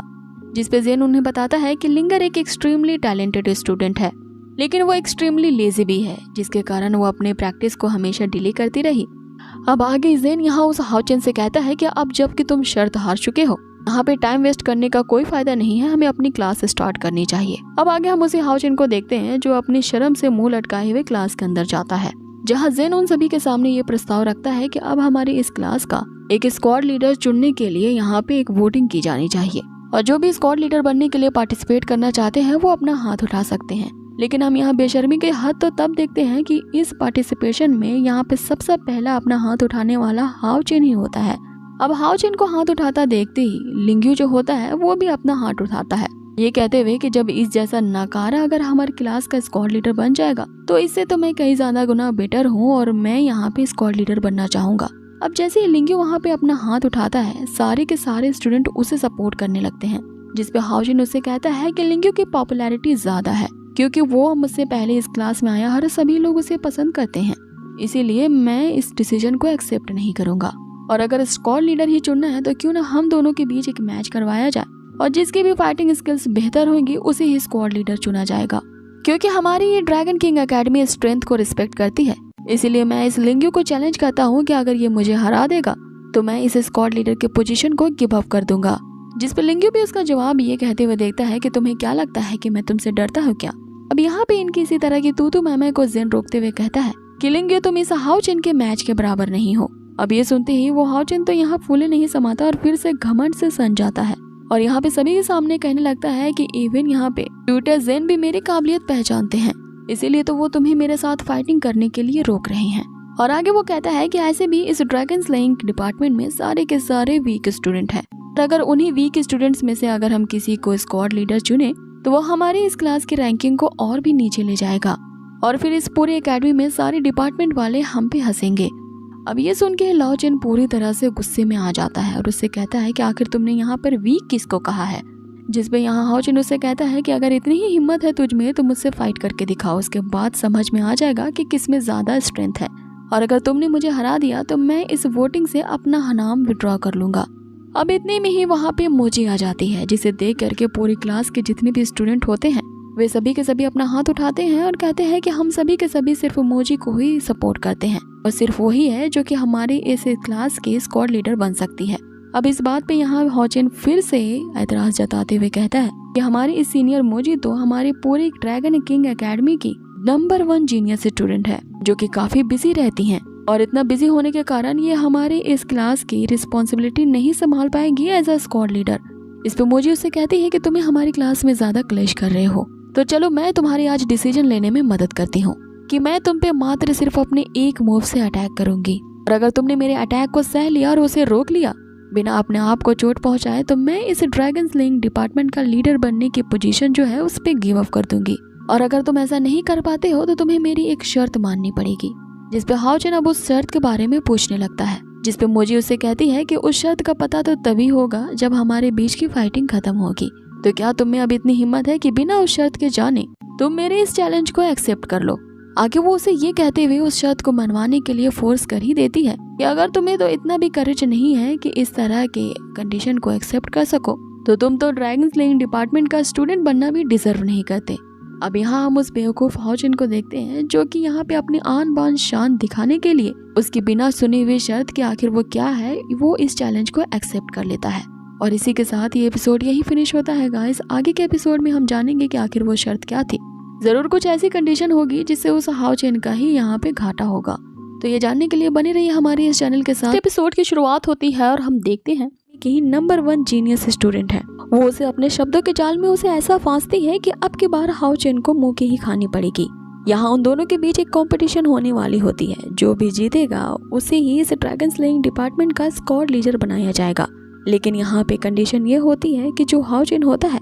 वो इस चैलेंज को ही अनफेयर मान रहा होता है, क्योंकि उसे लगता है कि ये जो मोजी है ये तो पूरे एकेडमी के नंबर 1 जीनियस स्टूडेंट है, तो आखिर मैं इस जीनियस स्टूडेंट के मुकाबले में कैसे टिक पाऊंगा। इस पे मोजी उसे एक कंडीशन पे शर्त लगाती है कि यहाँ हाओचिन को मोजी द्वारा अटैक किए गए मात्र एक मूव से ही बचना होगा, और यहाँ मोजी के अटैक के हुए मात्र एक मूव से वो बच जाता है तो मोजी उस क्लास के स्क्वाड लीडर बनने के पद से अपना नाम वापस ले लेगी। लेकिन अगर वो उसके अटैक को नहीं झेल पाया तो हाओचिन को फिर उसकी एक कंडीशन माननी होगी। अब हाओचिन उससे उस कंडीशन के बारे में पूछने लगता है, जिस पे मोजी कहती है कि हमारे बीच का चैलेंज खत्म होने के बाद ही मैं तुम्हें वो कंडीशन के बारे में बताऊंगी, और अगर तुम में बिना कंडीशन को जाने ही इस चैलेंज को एक्सेप्ट करने की डेयरिंग नहीं है तो तुम तो इस ड्रैगन स्लेइंग डिपार्टमेंट का स्टूडेंट बनने के काबिल भी नहीं हो। अब ये सुनते ही वो हाओचिन एकदम ताव में आता है और बिना कंडीशन जाने ही इसकी चैलेंज को एक्सेप्ट कर लेता है। अब आगे वे एक दूसरे से कम्पीट करने के लिए उसी मार्शल स्टेज पे जाते हैं, लेकिन अटैक करने से पहले जो हाओचिन होता है वो मोजी से कहता है कि तुम एक जीनियस स्टूडेंट हो तो तुम्हारा मुकाबला करने के लिए मैं किसी भी ट्रेजर्स का यूज कर सकता हूँ। अब इस पे मोजी उसे कहती है कि जैसा तुम्हें पसंद है वैसा तुम कर सकते हो, जिससे हमें लगता है कि हाओचिन एक बहुत बड़ा शील्ड क्रिएट करेगा, लेकिन वो तो एक तुच्छ सा शील्ड क्रिएट करते ही यहाँ पे उस अटैक को झेलने के लिए मोजी के सामने खड़ा हो जाता है। अब आगे हम मोजी को देखते हैं जो कि अपनी सारी शक्तियाँ एक्यूमुलेट करती है और एक जोरदार हिट करती है उस हाओचिन पे, जिसपे हाओचन तो पहले उसके अटैक को सह लेता है, लेकिन थोड़ी ही देर बाद उसकी खटिया खड़ी हो जाती है और वो मात्र यहाँ 3 सेकंड भी उसके अटैक को झेल नहीं पाता। लेकिन जैसे ही मोजी अपने पावर का सिर्फ 1% ही यूज करती है, यहाँ पे हाओचन का शील्ड टूट जाता है और वो नीचे जा गिरता है। अब यहाँ पे गिरते ही वो यहाँ पे इतनी तेज आवाजें निकालने लगता है कि जैसे उसे मानो कितनी मार पड़ी हो, और अपनी इस तरह की हरकत से वो खुद ही सबकी नजरों के सामने गिर जाता है। और यहाँ पे मोजी उसे असली मजा तब चखाती है जब उसे वो कंडीशन के बारे में बताती है। वो उसे कहती है कि अब जब कि तुम गिर गए हो और मेरे अटैक को नहीं डॉज कर पाए, तो मेरी कंडीशन ये है कि तुम अभी के अभी इस क्लास से अपने आप को क्विट करवा लो। अब यहाँ पे ना चाहते हुए भी हाओचन अपनी हार स्वीकार करता है और हमेशा के लिए उस ड्रैगन स्लेइंग डिपार्टमेंट से अपना नाम क्विट करवाता है। अब बाकी के जो स्टूडेंट होते हैं वो सभी के सभी मोजी के लिए चीयर करने लगते हैं। इवन वो सभी ज्यादा खुश होते हैं कि उन्हें हाओचन नामक एक बीटा से जो छुटकारा मिल गया है, जो कि उनकी क्लास के हमेशा ही वक्त का खून चूसते रहता था। अब आगे हम मोजी की एक एक्सट्रीम फ्लर्टनेस को देखते हैं, जो कि जेन के सामने प्रस्तुत होते हुए कह रही होती है कि अब मैंने तुम्हारी इस क्लास का जो सबसे बड़ा कांटा था उसे क्लास से बाहर फेंकवा दिया है, जिससे तुम्हारी काफी आसानी हो गई है, तो तुम मुझे इसका थैंक्स कैसे करोगे। जिस पे जेन यहाँ थैंक्स बदले में उसे ये प्रिविलेज देता है कि अगर फ्यूचर में उसे इस क्लास को ना अटेंड करने की कोई परेशानी आए तो वो उसे एडवांस में बता सकता है, जिसके कारण जेन उसे एब्सेंट लीव आसानी से दे देगा। मतलब कि जो जब चाहे एब्सेंट हो सकती है बिना कोई रीजन बताए, लेकिन क्लास में एब्सेंट होने से पहले उसे एडवांस में बताना होगा। जिस पे मोजी यहाँ जेन से कहने लगती है कि मैंने तुम्हारा इतना बड़ा रोड़ा दूर कर दिया, तो उस थैंक्स के बदले में तुम मुझे इतनी तुच्छ चीज दे रहे हो, और मैंने तुम्हारी इतनी मदद की और मुझे सिर्फ एब्सेंट लीव दे करके तुम मुझे बेवकूफ बना रहे हो। तो आखिर जेन उससे पूछता है कि तो बताओ आखिर तुम्हें क्या चाहिए। जिस पे मोजी उससे कहती है कि वैसे तो मुझे तुम चाहिए, लेकिन अभी के लिए तुम्हें मेरे साथ अकेले बाहर चलना होगा। अब जेन ये सोचते हुए कि पता नहीं ये लड़की अब मुझसे क्या मांगेगी, वो उसके साथ बाहर चला जाता है। जिसे देखते ही पूरी क्लास में ये गॉसिप होने लगती है कि आखिर इन दोनों के बीच ऐसा क्या चल रहा है कि इन्हें प्राइवेट में जाकर के बात करने की नौबत आ गई। अब आगे जो मोजी होती है वो जेन से यहाँ पे कहने लगती है कि उस रात जब हम दोनों एक डिनर डेट पे गए थे तो तुमने मुझे बुली किया था, ये तुम्हें याद है कि नहीं। जिस पे जेन उसे कहता है कि यहाँ पे नॉनसेंस बकवास मत करो, मैंने तुम्हें कब बुली किया है। जिस पे मोजी उसे कहती है कि तुम इतनी जल्दी कैसे भूल सकते हो, तुमने मेरे शोल्डर से मुझे पकड़ा था और मुझे हर्ट किया था, और अगर तुम्हें ये विश्वास नहीं है तो मैं तुम्हें उसके निशान दिखा सकती हूँ। जिस पे यहाँ जेन पूरे अनकंफर्टेबल होते हुए दूसरी तरफ मुंह घुमा लेता है और उससे माफी मांगता है इसके लिए। और आगे वो कहता है कि वो उस दिन कुछ ज्यादा ही तैश में आ गया था, इसीलिए उससे एक गलती हो गई, और आगे जेन को इसके कंपेंसेशन के लिए क्या करना होगा वो मोजी से पूछता है। जिस पे मोजी उसे कहती है कि भले ही तुमने बुली किया, लेकिन मैंने अपनी काइंडनेस से तुम्हें रिपेट किया है तुम्हारी इतनी बड़ी मदद करके, इसीलिए उस बिग प्रॉब्लम को हटाने के लिए तुम मेरे लिए एक फेवर ओन करते हो। जिस पे जेन के ये पूछने पर कि आखिर तुम चाहते क्या हो, मोजी उसे बताती है कि तुम्हें मेरे 3 अनकंडीशनल प्रॉमिस को पूरा करना होगा। जिस पे जेन यहाँ आकड़ू की तरह मुंह घुमाते हुए उसे सीधा ना बोल देता है, क्योंकि वो जानता था कि इस मोजी के जो अनकंडीशनल प्रोमिसेस हैं वो काफी बेहुदे और बेकार होंगे, और वो उसकी हरकतों को जानकर ये समझ चुका था कि इस लड़की के साथ तो कोई भी प्रॉमिस नहीं किया जा सकता। लेकिन यहाँ पे अब हद तो तब हो जाती है कि मोजी ही यहाँ पे अपने ट्यूटर जेन को हैरेस करने लगती है और उसे धमकाने भी लगती है कि अगर तुमने मेरी इस कंडीशन को नहीं माना तो मैं जोर जोर से चिल्लाने लगूंगी और सबको शोर करके ये बताऊंगी कि तुम मेरा फायदा उठाने की कोशिश कर रहे थे और मुझे हैरेस कर रहे थे, और तुम पे ये इल्जाम लगते ही स्टूडेंट तुम्हारे बारे में क्या सोचेंगे। सभी के माइंड में तुम्हारी ये जो इमेज है एक महान ट्यूटर की, वो पूरी तरह से डैमेज हो जाएगी, और इवन कि मैं इस एकेडमी में तुम्हारे बारे में ये रिपोर्ट कर दूं कि तुमने मुझे हैरेस किया है तो ये ड्रैगन किंग एकेडमी तुम्हें तुरंत ही फायर कर देगी। अब ये सुनते ही जेन से रहा नहीं जाता और वो उसकी आंखों को यहाँ पे स्कैन करने लगता है, मानो उसने मोजी को पूरी तरह से हिप्नोटाइज कर दिया था, जिसके कारण मोजी को अब जेन की आंखों में एक छवि दिखाई देने लगती है। और हमने एपिसोड की शुरुआत में जिस बड़े से ड्रैगन को देखा था जो कि जेन का ही एक ड्रैगन फॉर्म होता है, वो उस ड्रैगन को देखती है और बुरी तरीके से घबरा जाती है। यहाँ जेन उससे कहने लगता है कि आज तक किसी की भी हिम्मत नहीं हुई कि जिसने मुझे इस तरह से धमकी दी हो। अब उसके भव्य रूप को देखते ही यहाँ जो मोजी होती है वो डर के कारण नीचे गिर जाती है, लेकिन तभी यहाँ पे जेन को जो मोजी होती है उसके फोरहेड के ऊपर वही ड्रैगन मार्क दिखता है जो उसने उस पानी के अंदर के पत्थर में देखा था। इस बात से हैरान होते हुए कि आखिर इसके पास ये ड्रैगन पैटर्न कैसे आया, जेन उससे पूछता है क्या तुम शिंगलोंग टेक्निक को प्रैक्टिस करती हो, क्योंकि ये प्रैक्टिस सिर्फ वही लोग कर सकते हैं जिन्हें शिंगलोंग वही ने अपनी विरासत को इनहेरिटेंस किया हो। अब ये शिंगलोंग वही ड्रैगन गार्ड ही होता है, जिस पे मोजी उसे डरते हुए बताती है कि वो किसी तरह के ड्रैगन स्किल को प्रैक्टिस नहीं करती, बल्कि ये एक तरह का मैजिक स्किल है। अब इस बात को सुनते हुए जेन यहाँ पे समझ जाता है कि ये जो मोजी है वो झूठ बोल रही है, इसलिए वो उससे पूछता है कि तुम कहाँ से आई हो, मुझे उस जगह के बारे में बताओ। इस पे मोजी उसे बताने से साफ इनकार कर देती है, जिस पे जेन उसे ये प्रॉमिस करता है कि मैं तुम्हारी जो अनकंडीशनल प्रॉमिस थी उसमें से एक को फुलफिल कर दूंगा फ्यूचर में, लेकिन याद रखना कि ये प्रॉमिस सिर्फ एक ही बार होगा। लेकिन साथ ही उस शर्त को मारने की भी एक शर्त है, और वो कंडीशन ये होगी कि तुम कभी भविष्य में इस तरह के धमकी मुझे नहीं दोगी, और अभी अभी तुमने जो देखा इसके बारे में किसी को भी तुम्हें नहीं बताना है। अब वे दोनों इस पे एग्री करते हैं और अपनी क्लास की तरफ जाने लगते हैं। तो तभी एकेडमी की जो डीन होती है उसका सेक्रेटरी यहाँ जेन से मिलने आता है, और वो उसे हाँफते हुए बताता है कि एक बहुत बड़ी घटना घट चुकी है, आपको जल्द से जल्द प्रेसिडेंट के ऑफिस में पहुंचना होगा, क्योंकि मिस्टर लूशन जिसके बेटे को अभी अभी अपने ड्रैगन क्लास से निकाला है, उसने डीन के ऑफिस को पूरी तरह से सर पे उठा लिया है, और आप पे ये आरोप लगाया है कि आपने ही यहाँ पे अलॉट किया है मोजी को उनके बेटे हाओ चेन को मारने के लिए, और इसी मामले को एक्सप्लेन करने के लिए वाइस प्रेसिडेंट ने आपको ऑफिस में बुलाया है। इस पे ट्यूटर जेन यहाँ मोजी से कहता है कि तुमने उस बंदे की खूब कुटाई की है, तो तुम्हें मेरे साथ ऑफिस में जाके उसकी सफाई देनी होगी। इस पे मोजी उसे साफ साफ इनकार कर देती है कि इस मामले से मेरा कोई लेना देना नहीं है, इसलिए मैं तुम्हारे साथ डीन के ऑफिस नहीं चल सकती। इस पे जेन अकेले ही मिस्टर लोशन के गुस्से का सामना करने के लिए उनके साथ चल पड़ता है, लेकिन सेक्रेटरी उसे आगाह कर देता है कि इस बार जो मिस्टर लोशन है वो काफी भड़के हुए हैं, तो तुम्हें केयरफुल रहना होगा, क्योंकि अकेडमी में सभी लोग जानते हैं कि मिस्टर लोशन अपने बेटे के प्रति कितने सेंसिटिव हैं। इवन कि उसके बेटे ने इस अकेडमी में काफी सारे इलीगल काम किए हैं, फिर भी उसे कोई कुछ नहीं कहता, और इसी कारण से उसके बेटे को इतनी शय मिली है, जिसके कारण वो पूरी अकेडमी में अपनी धांधली जमाता रहता है। इस पे जेन को हम पूरी तरह से कॉन्फिडेंट में देखते हैं, और वो उससे ये कहता है कि मैं सब संभाल लूंगा, क्योंकि आज तक कोई मेरे सामने टिक नहीं पाया है जिसने मुझे धमकी देने की कोशिश भी की है। अब उसके इसी कथन के साथ ही ये एपिसोड यहीं फिनिश होता है। सो नेक्स्ट एपिसोड की शुरुआत होती है और हम देखते हैं अपने ड्रैगन क्लास से निकाला है, उसने डीन के ऑफिस को पूरी तरह से सर पे उठा लिया है, और आप पे ये आरोप लगाया है कि आपने ही यहाँ पे अलॉट किया है मोजी को उनके बेटे हाओ चेन को मारने के लिए, और इसी मामले को एक्सप्लेन करने के लिए वाइस प्रेसिडेंट ने आपको ऑफिस में बुलाया है। मिस्टर लूशन जो होते हैं वो वाइस प्रेसिडेंट जियांजू के ऑफिस पहुंच चुके होते हैं, और वहाँ पे जाके बखेड़ा खड़ा कर रहे होते हैं कि उस ड्रैगन स्लाइंग डिपार्टमेंट के ट्यूटर ने उनके बेटे के साथ ये हरकत आखिर कैसे की। वो अभी अभी उस ड्रैगन स्लाइंग डिपार्टमेंट का ट्यूटर बना है, और अपने आप को इतना एरोगेंट समझ रहा है कि उसने मेरे बेटे को ही अपने क्लास से बाहर निकाल दिया, तो उसके पास अभी इतनी पावर नहीं आई है कि वो एकेडमी के फैसले को डोमिनेट कर सके।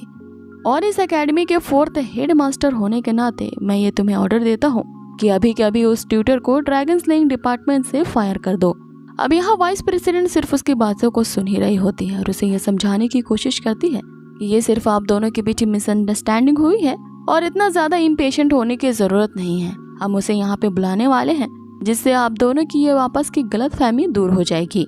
कि इतने में ही वहाँ पे जेन आ जाता है, जिसे आता देख मिस्टर लूशन जो होते हैं वो पूरे आग बबूला हो जाते हैं। यहाँ पे वो जेन पे आओ न ताओ देखते हैं, उस पे भड़कने लगते हैं कि तुम्हारी हिम्मत कैसे हुई मेरे बेटे को उस मोजे से मार खिलवाने के, साथ ही उसे अपनी क्लास से इस तरह से बाहर निकलवाने की। और मेरे बेटे की तुम्हारे साथ कोई पर्सनल दुश्मनी नहीं है, फिर भी तुमने उस मोजी को ये इंस्ट्रक्ट दिया कि वो उसे इतना जोरदार पीटे। तो आखिर तुम्हारी ऐसा करने की हिम्मत कैसे हुई? जिस पे जेन उसे एकदम शांत स्वभाव में ये जवाब देता है कि मेरे वो दोनों स्टूडेंट तो आपस में ही कम्पीट कर रहे होते हैं स्क्वाड लीडर की पोजीशन के लिए, और तुम्हारे बेटे ने ही मोजे की शर्त मानी थी बिना उसे सुने हुए कि आखिर शर्त क्या है। और उस बेवकूफ को तो उस क्लास से उसके शर्त के अकॉर्डिंग ही निकाला गया है, और इस बेवकूफी का पूरा श्रेय तो तुम्हारे बेटे को ही जाता है, क्योंकि उसने मोजे की एबिलिटीज को ओवर एस्टिमेट करते हुए उसका चैलेंज एक्सेप्ट करने की जो हिम्मत की थी, और वो भी मोजे ने उसके साथ क्या शर्त रखी है ये बिना उसके जाने। और मैंने तो ये एक्सेप्ट किया था कि तुम्हारे बेटे में काफी काबिलियत होगी, इसलिए तो उसने मोजी को इस तरह के चैलेंज को एक्सेप्ट किया है।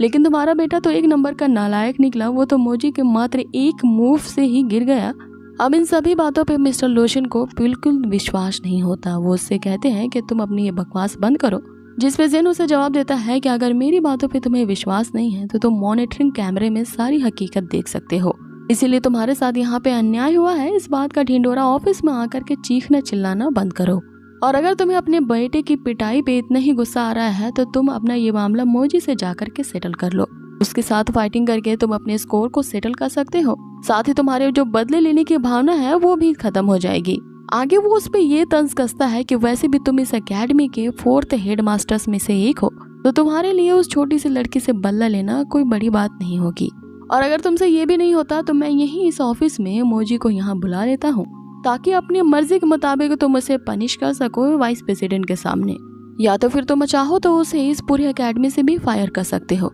लेकिन ये फिर एकेडमी का ही घाटा होगा, क्योंकि यहाँ की एक जीनियस स्टूडेंट निकाली जाएगी। अब यहाँ पे जो वाइस प्रेसिडेंट जियांजू होती है वो इन सभी बातों को सुन के यहाँ पे जिन का ही साथ देती है, और वो कहती है कि मोजी को हम अभी इस एकेडमी से नहीं निकाल सकते, क्योंकि अपने वो स्पेशल पीरियड के दौरान यहाँ पे रह रही है, इसीलिए उसको इस पूरी एकेडमी से हटाया नहीं जा सकता। जिसमें मिस्टर लोशन फिर से भड़कते हुए उन दोनों से कहते हैं कि मैं समझ गया हूँ तुम लोग आपस में मिले हुए हो, लेकिन याद रखना कि मैं शांत बैठने वाला नहीं हूँ। इस मामले को सुलझाना बाकी है और मैं तुम दोनों को बाद में देख लूंगा।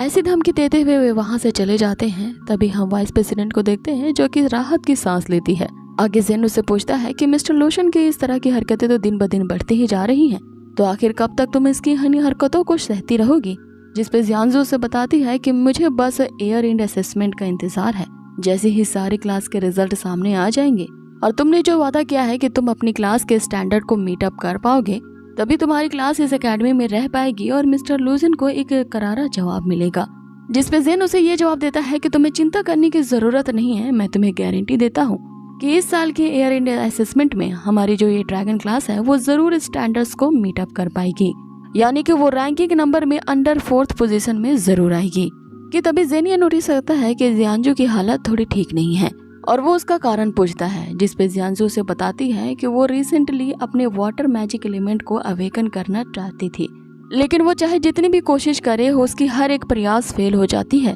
और वो अब एक ऐसी स्थिति में पहुंच चुकी है जिसे मैजिक ब्लैक लैश कहते हैं, जहाँ पे कोई कल्टीवेटर एक ऐसी स्थिति पे स्टक हो जाता है और चाहे वो जितनी भी प्रैक्टिस करे उस स्थिति से बाहर नहीं निकल पाता। इसे ही मैजिक ब्लैक लैश कहते हैं। आगे वो बताती है कि लगातार प्रैक्टिस करने के कारण उसकी बॉडी डैमेज हो रही है,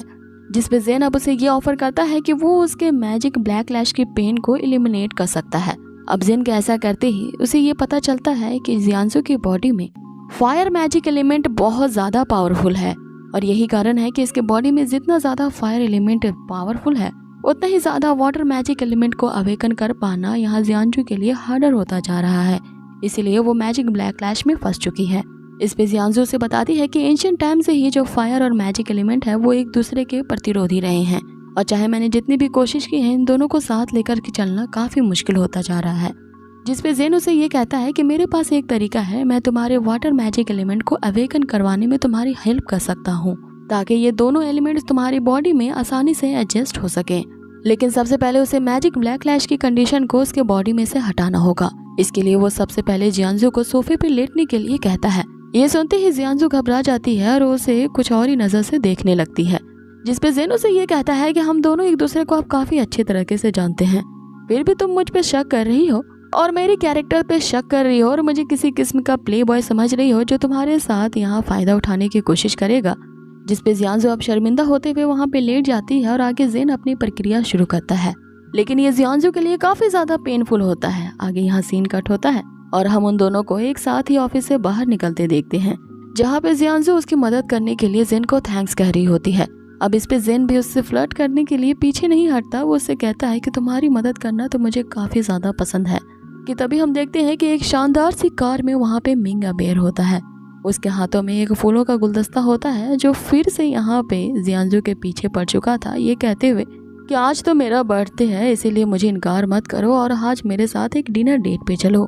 अब ये चिपको तो एक नंबर का प्ले बॉय होता है जिसकी असलियत जियांजू यहाँ पे जानती थी, इसलिए वो उसे साफ इनकार कर देती है। लेकिन वो एक नंबर का ठरकी ये कहते हुए नहीं थकता कि ये उसकी आखिरी विश है और आज उसके बर्थडे के दिन तो उसकी विश पूरी होनी चाहिए। इसलिए वो लगातार उसे अपने साथ अपना बर्थडे सेलिब्रेट करने के लिए चलने को कह रहा था। अब जेन उसकी इस हरकत पे पूरी तरह से बिगड़ जाता है और वो उससे कहता है कि जियांजू के साथ आज हमारी डिनर डेट है, इसलिए ये आज रात फ्री नहीं है तो तुम्हारे बर्थडे को वो सेलिब्रेट नहीं कर सकती। आगे जेन उसे कहता है कि लेकिन आज तुम्हारा जब बर्थडे है तो क्यों ना मैं तुम्हें एक स्पेशल गिफ्ट दे दूं जिसे तुम अपनी जिंदगी भर याद करोगे। अब आगे जेन उसे इस तरह से घूरता है जैसे मानो उसे खा ही जाएगा और फिर हम यहाँ पे रोज के रियल रूप को देखते हैं जो कि उसके ड्रैगन की एक झलक होती है। जिसे देख करके वो मिंग तो पूरी तरह से घबरा जाता है। लेकिन अब आगे आने वाली थी उसी ड्रैगन से मिलने वाली एक जोरदार प्रहार। अब आगे एक ही बार के थंडर अटैक से हम उस मिंग को नीचे गिरता हुआ देखते हैं। अब सीधा वो अपनी कार पे ही जाके गिरता है, जिसके कारण वहाँ पे एक जोरदार ब्लास्ट होता है। अब आगे जियांजू रेन को रोकने की कोशिश कर रही होती है, जिसपे जेन उसे कहता है ये उन दोनों के बीच की आपस की बात है, इसलिए इन सारे मामलों को तुम मुझ पे ही छोड़ दो। अब इधर हम दूसरी तरफ मिंग को भी देखते हैं, जो कि अपनी स्मार्ट वॉच को एक्टिवेट करता है और उसके एक्टिवेट होते ही अब आगे वो भी जेन से फाइट करने के लिए पूरी तरह से तैयार था। लेकिन जैसे ही वो जेन पे अटैक करने वाला होता है, जेन उस पे एक जोरदार प्रहार करता है, जिससे वो अपने सूट समेत ही नीचे गिर जाता है, जिसके कारण वो काफी ज्यादा हर्ट हो जाता है। लेकिन फिर भी एक बार फिर से उठ खड़ा होता है और अब यहाँ पे अपनी पूरी शक्तियों को वो एक्यूमुलेट करके इकट्ठा कर लेता है, जैसे कि वो आज जेन को मार ही डालेगा।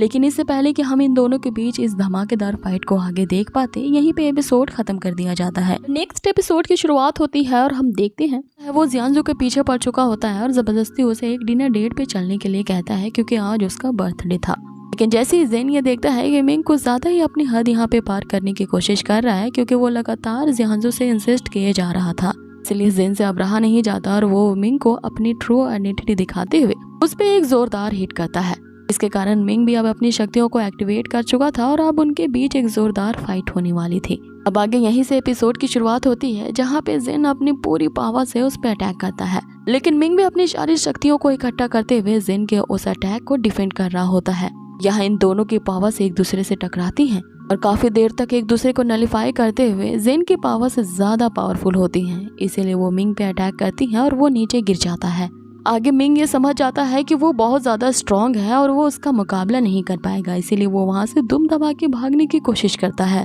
लेकिन जेन उसके सामने आ जाता है और उससे कहता है कि अभी कहाँ चल दिए, मैंने तुम्हें जाने को तो नहीं कहा। जिसपे मिंग की अब ये हालत हो चुकी थी कि खिसियाई बिल्ली खंबा नोचे। वो उससे कहने लगता है कि मैं ये एडमिट करता हूँ कि मैंने तुम्हें अंडर एस्टिमेट कर दिया था, लेकिन बच्चे तो नहीं जानता कि मैं कौन हूँ, इसलिए मुझसे पंगा लेने की कोशिश मत करना और जा, मैंने तुम्हें माफ कर दिया। जिसपे जेन उसे कहता है कि क्या तुम मेरे बेटे हो जो मैं तुम्हें जानूंगा कि तुम कौन हो, और इस तरह से इतनी आसानी से मैं तुम्हें यहाँ से तो जाने नहीं दूंगा। अब आगे जियांजू आके उन दोनों को वहाँ रोकने की कोशिश करती है, जिसपे जेन पहले तो मिंग को जाने की इजाजत दे देता है, लेकिन उसके फिर आगे जाते ही उसे फिर से धर दबोचता है और उसे कहता है कि तुम्हें यहाँ से भागने के लिए किसने कहा है। अब मीन उसकी बातों को यहाँ समझ नहीं पाता कि पहले तो उसने जाने को कहा और फिर उसी का रास्ता रोककर कहता है कि तुम्हें किसने जाने को कहा, और ये जानते हुए भी कि वो उसकी पावर का मुकाबला नहीं कर सकता, फिर भी उसे ये धमकी देने लगता है कि तुमने अगर मेरा रास्ता यहाँ रोकने की कोशिश करी तो कल का सूरज तुम नहीं देख पाओगे। अब जैसा कि हम जेन को जानते हैं कि कोई अगर उसे धमकाने की कोशिश करता है तो उसका पारा सर चढ़ जाता है।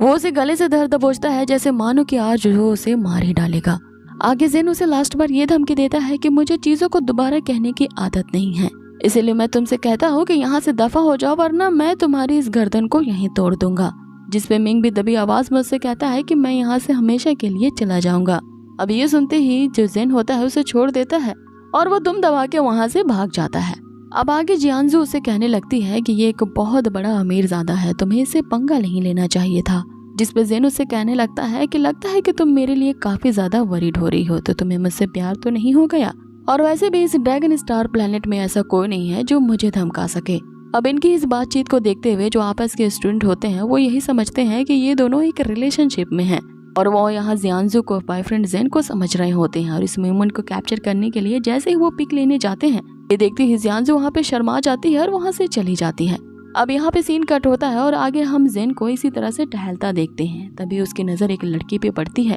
जो कि अचानक से उस रिवर में कूद जाती है। अब जैसे ही जेन उस लड़की को बचाता है और इसकी सुसाइड करने की वजह उससे पूछता है, वो लड़की रोने लगती है और उससे कहती है कि तुमने मुझे आखिर क्यों बचाया, मैं जानबूझ करके अपनी लाइफ खत्म करना चाहती हूँ, क्योंकि मैंने अपनी मदर की सारी कमाई हुई जमा पूंजी को खो दिया है, जो कि मेरी मदर ने काफी मेहनत से पार्ट टाइम वर्क करके इकट्ठा किए थे। जिसपे जेन उसे समझाता है कि बस इतनी छोटी सी वजह के लिए अपनी लाइफ को इस तरह से खत्म करना ये बहुत बड़ी बेवकूफ़ी है। इसी दौरान जेन यह महसूस करता है कि उस लड़की के अंदर एक एक्सट्रीम पावर है जो कि अभी तक उसने अवेकन नहीं किया है। बाकी वो लड़की और भी ज्यादा रोने लगती है और बताती है कि ये उसके आधे साल की कमाई थी जो कि उसकी माँ ने पार्ट टाइम वर्क करके सेव की थी, और मैंने उसी पैसे को खो दिया जो कि उसी की माँ के इलाज के लिए थे, क्योंकि उसकी माँ बहुत ज्यादा बीमार है और अब वो अपनी बीमार माँ का इलाज नहीं करवा सकती। इसीलिए वो अपने आप को ही दोषी मान रही होती है और इस दोष से छुटकारा पाने के लिए वो सुसाइड करना चाहती है। जिस पे जेन उसे समझाता है कि उदास होने की उसे जरूरत नहीं है, वो उसकी माँ को बचा लेगा,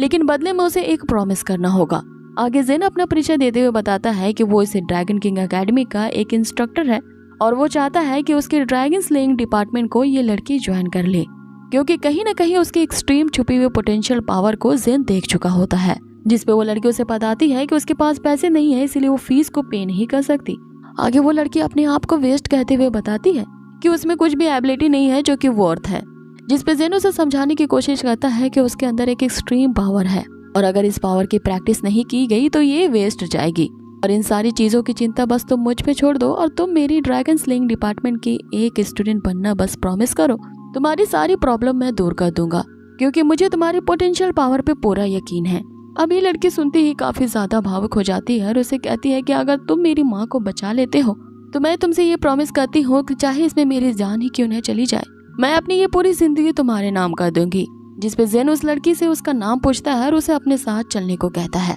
आगे वो लड़की ने अपना नाम मिम्सू बताती है और जहाँ पे उसका घर है, जहाँ पे उसकी बीमार माँ है, उसे उस जगह पे ले चलती है। अब मिम्सू जिस जगह पे उसे ले जाती है वो एक बस्ती टाइप होती है जिसमें उस एरिया के काफी गरीब लोग रहते हैं। अब अगला सीन हमें जो दिखाया जाएगा वो किसी हिंदी मूवी के ड्रामे के जैसा लगता है। रास्ते में यहाँ जो मिम्सू होती है वो जेन को बताती है कि वो लोग यहाँ पे तब शिफ्ट हुए थे जबकि उसके फादर की बहुत ही अर्ली एज में मृत्यु हो गई थी और उसकी माँ ने दूसरी शादी कर ली थी और उसका जो सौतेला बाप है उससे काफी बुरा व्यवहार करता है, उसे काफी ज्यादा मारता पीटता है, लेकिन वो अपनी माँ की बीमारी के इलाज के लिए जबरदस्ती उनके साथ उसे रहना पड़ रहा है। आगे वो लोग एक झोपड़पट्टी में जाते हैं जहाँ की स्थिति काफी ज्यादा बुरी होती है। वहाँ पे सिर्फ हमें एक बिस्तर दिखाई देता है जहाँ पे उसकी बीमार माँ लेटी हुई थी। आगे जेन को देखते ही उसकी माँ उससे पूछने लगती है कि आखिर तुम्हारे पास इतने पैसे कहाँ से आए जो तुम मेरे लिए यहाँ पे डॉक्टर लेके आई हो। जिसपे जेन उसे कहता है कि वो कोई डॉक्टर नहीं बल्कि ड्रैगन किंग एकेडमी का एक ट्यूटर है और जबकि मिम्सू मेरी स्टूडेंट है तो मैं इस हैसियत से आपको ट्रीट करने के लिए यहाँ पे आया हूँ।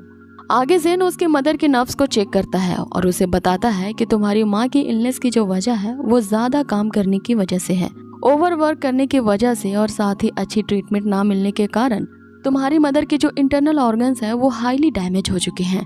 जिन्हें ट्रीट करने के लिए काफी एक्सपेंसिव मेडिकल मटेरियल्स लगेंगे जो उनकी बॉडी को स्लोली नरिश करेंगी। अब ये सुनते ही मिम्सू यहाँ जेन से कहने लगती है कि प्लीज मेरी माँ को बचा लो और अगर मेरी माँ की बीमारी यहाँ पे क्योर हो गई तो मैं अपनी पूरी जिंदगी तुम्हारे नाम कर दूंगी, मतलब कि मेरी पूरी लाइफ तुम्हारी होगी और तुम मुझसे जो भी करवाना चाहो मैं इस पे एग्री करूंगी। अब कोई भी माँ ये सुनते ही अपनी बेटी से यही कहेगी कि अपनी जिंदगी को मेरे लिए यूँ सेक्रीफाइस मत करो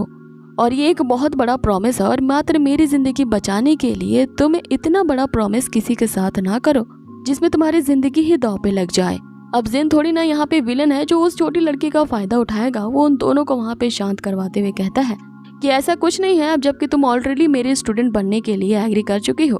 तो मैं तुम्हारी मदर को डेफिनेटली बचा के ही रहूंगा। अब आगे हम जेन को देखते हैं कि वो इसकी मदर की हीलिंग प्रोसेस को शुरू करता है और अपनी इंटरनल एनर्जी दे करके वो थोड़ी देर के लिए उसकी मदर के जो अंदर के ऑर्गन्स थे उन्हें कुछ देर के लिए स्टेबल करने की कोशिश करता है और उनकी इस इलाज की प्रक्रिया काफी लंबी चलनी थी, लेकिन आज के लिए जेन उन्हें बस यही ट्रीटमेंट देता है जिससे थोड़ी ही देर बाद उसकी मदर वहाँ पे उठ जाती है। ये देख के मिम्सू काफी ज्यादा खुश हो जाती है और अपने माँ को गले से लगा लेती है। मानो कि जैसे उसकी माँ के ठीक होते ही मिम्सू की पूरी दुनिया ही बदल गई है और बस ही वो इस पल को थाम लेना चाहती है और अपनी माँ को अपने सीने से लगाई रहती है। आगे हम मिम्सू को ट्यूटर जेन को थैंक्स कहते हुए देखते हैं जिसपे जेन उसे कहता है कि ये जगह इनकी बीमारी के इलाज के लिए सही नहीं है क्योंकि यहाँ का वातावरण काफी ह्यूमिड है, इसीलिए आप दोनों को मेरे साथ किसी बेहतर जगह पे चलना होगा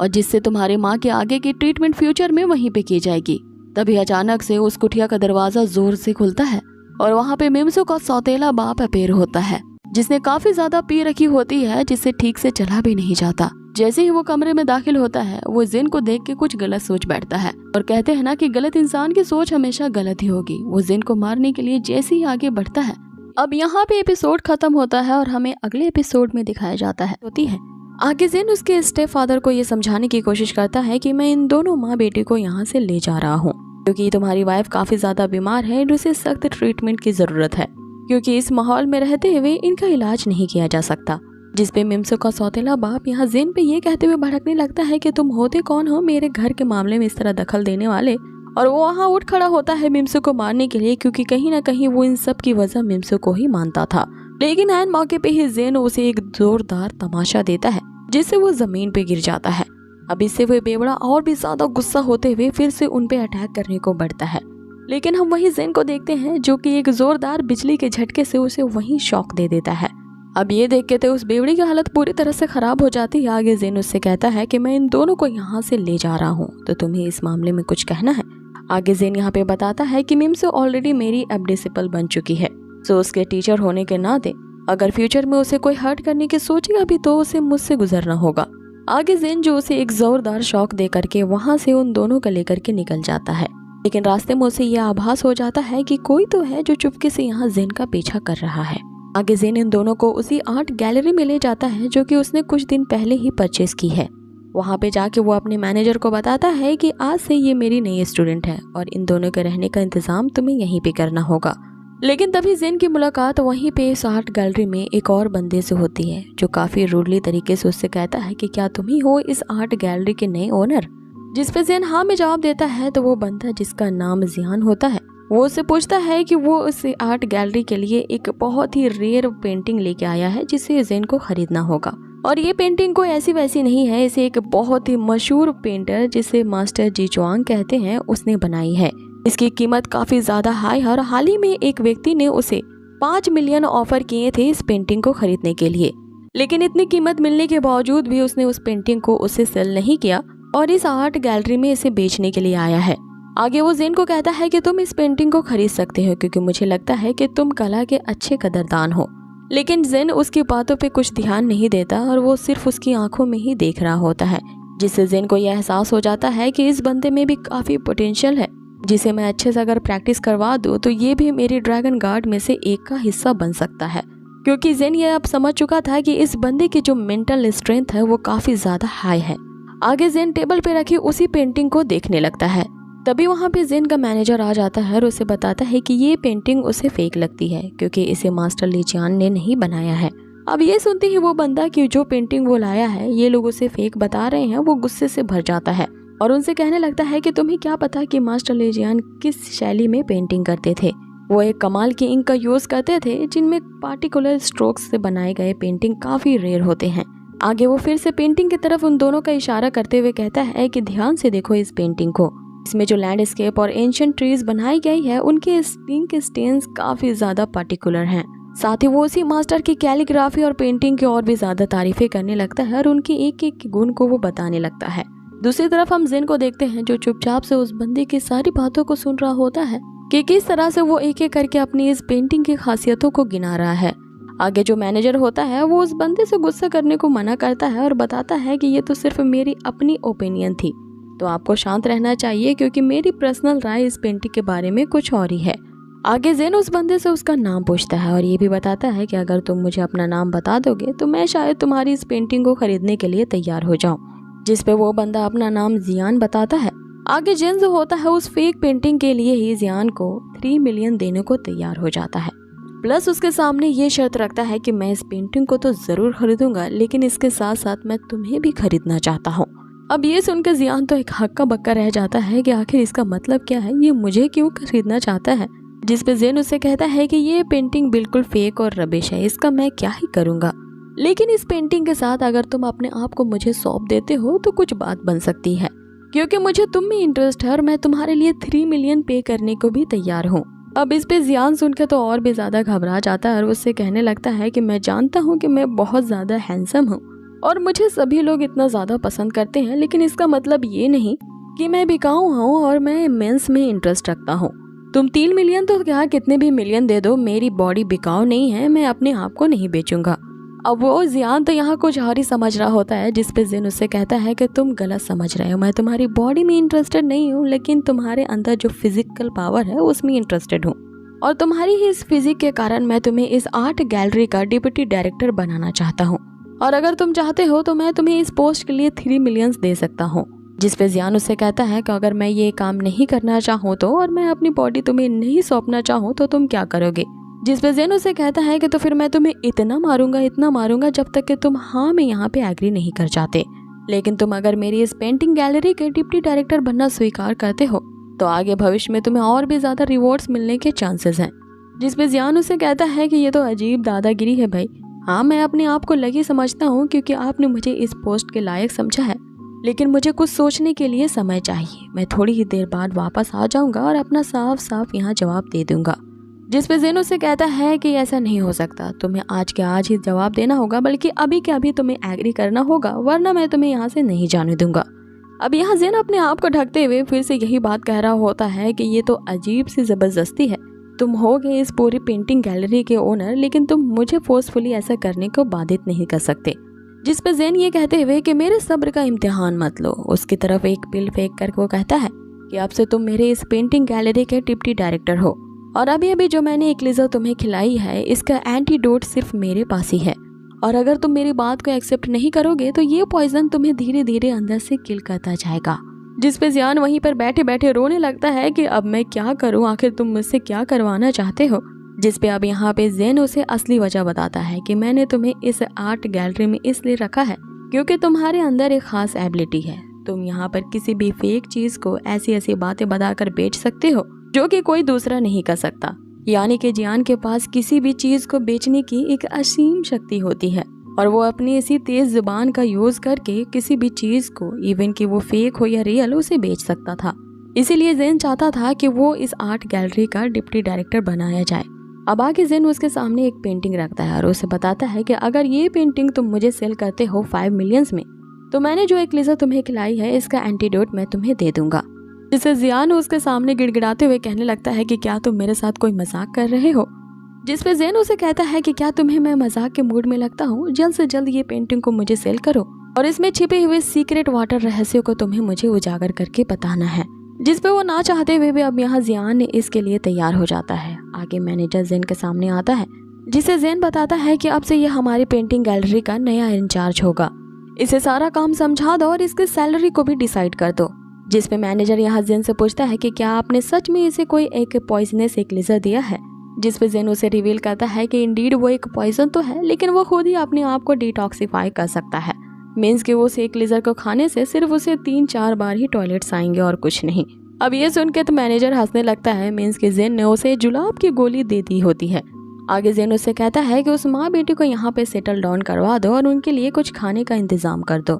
आगे वो मिम्सू को देने के लिए जेन अपना बिजनेस कार्ड उस मैनेजर को देता है, जिसमें 100 मिलियन से भी ज्यादा की रकम होती है। अब जेन उसे ये कार्ड देते हुए कि इनसे सारे इंतजामात कर लेना, आगे वहाँ से जेन चला जाता है। लेकिन हम अजीब सी चीज देखते हैं कि जो शख्स यहाँ जेन का पीछा कर रहा होता है वो एक स्नाइपर होता है, जिसने अपना टारगेट जेन पे पूरी तरह से एम कर लिया था और वो उसे शूट करने वाला होता है कि तुरंत ही एपिसोड को किया जाता है फिनिश, जो हमें काफी क्यूरियोसिटी में डाल देता है कि आखिर ये स्नाइपर कौन था जो कि जेन को मारना चाहता है। एपिसोड की शुरुआत होती है और हम देखते हैं करता है अपनी गन से, लेकिन जेन अपनी थंडर पावर से उस गोली को ही नष्ट कर देता है। आगे जब वो स्नीकर दूसरी बार अटैक करने के लिए कोशिश करता है तो जेन उसके सामने ही प्लग झपकते ही गायब हो जाता है और फिर उसके सामने अपेयर होके पूछता है कि आखिर तुम कौन हो और तुम्हें यहाँ पे किसने भेजा है मुझे मारने के लिए। जिस पे वो स्नाइपर जेन पे ही अंधाधुंध गोलियां चलाने लगता है। लेकिन हम देखते हैं कि जेन की शक्तियां असीम होती हैं। वो अपने आप की बॉडी को इस तरह से ट्रांसपेरेंट करता है कि गोलियां उसकी बॉडी से होके गुजर जाती हैं। अब आगे वो स्नीकर ये देख कि गोली से काम नहीं बन रहा है तो वो मार्शल आर्ट्स के जरिए जेन को मारने की कोशिश करता है,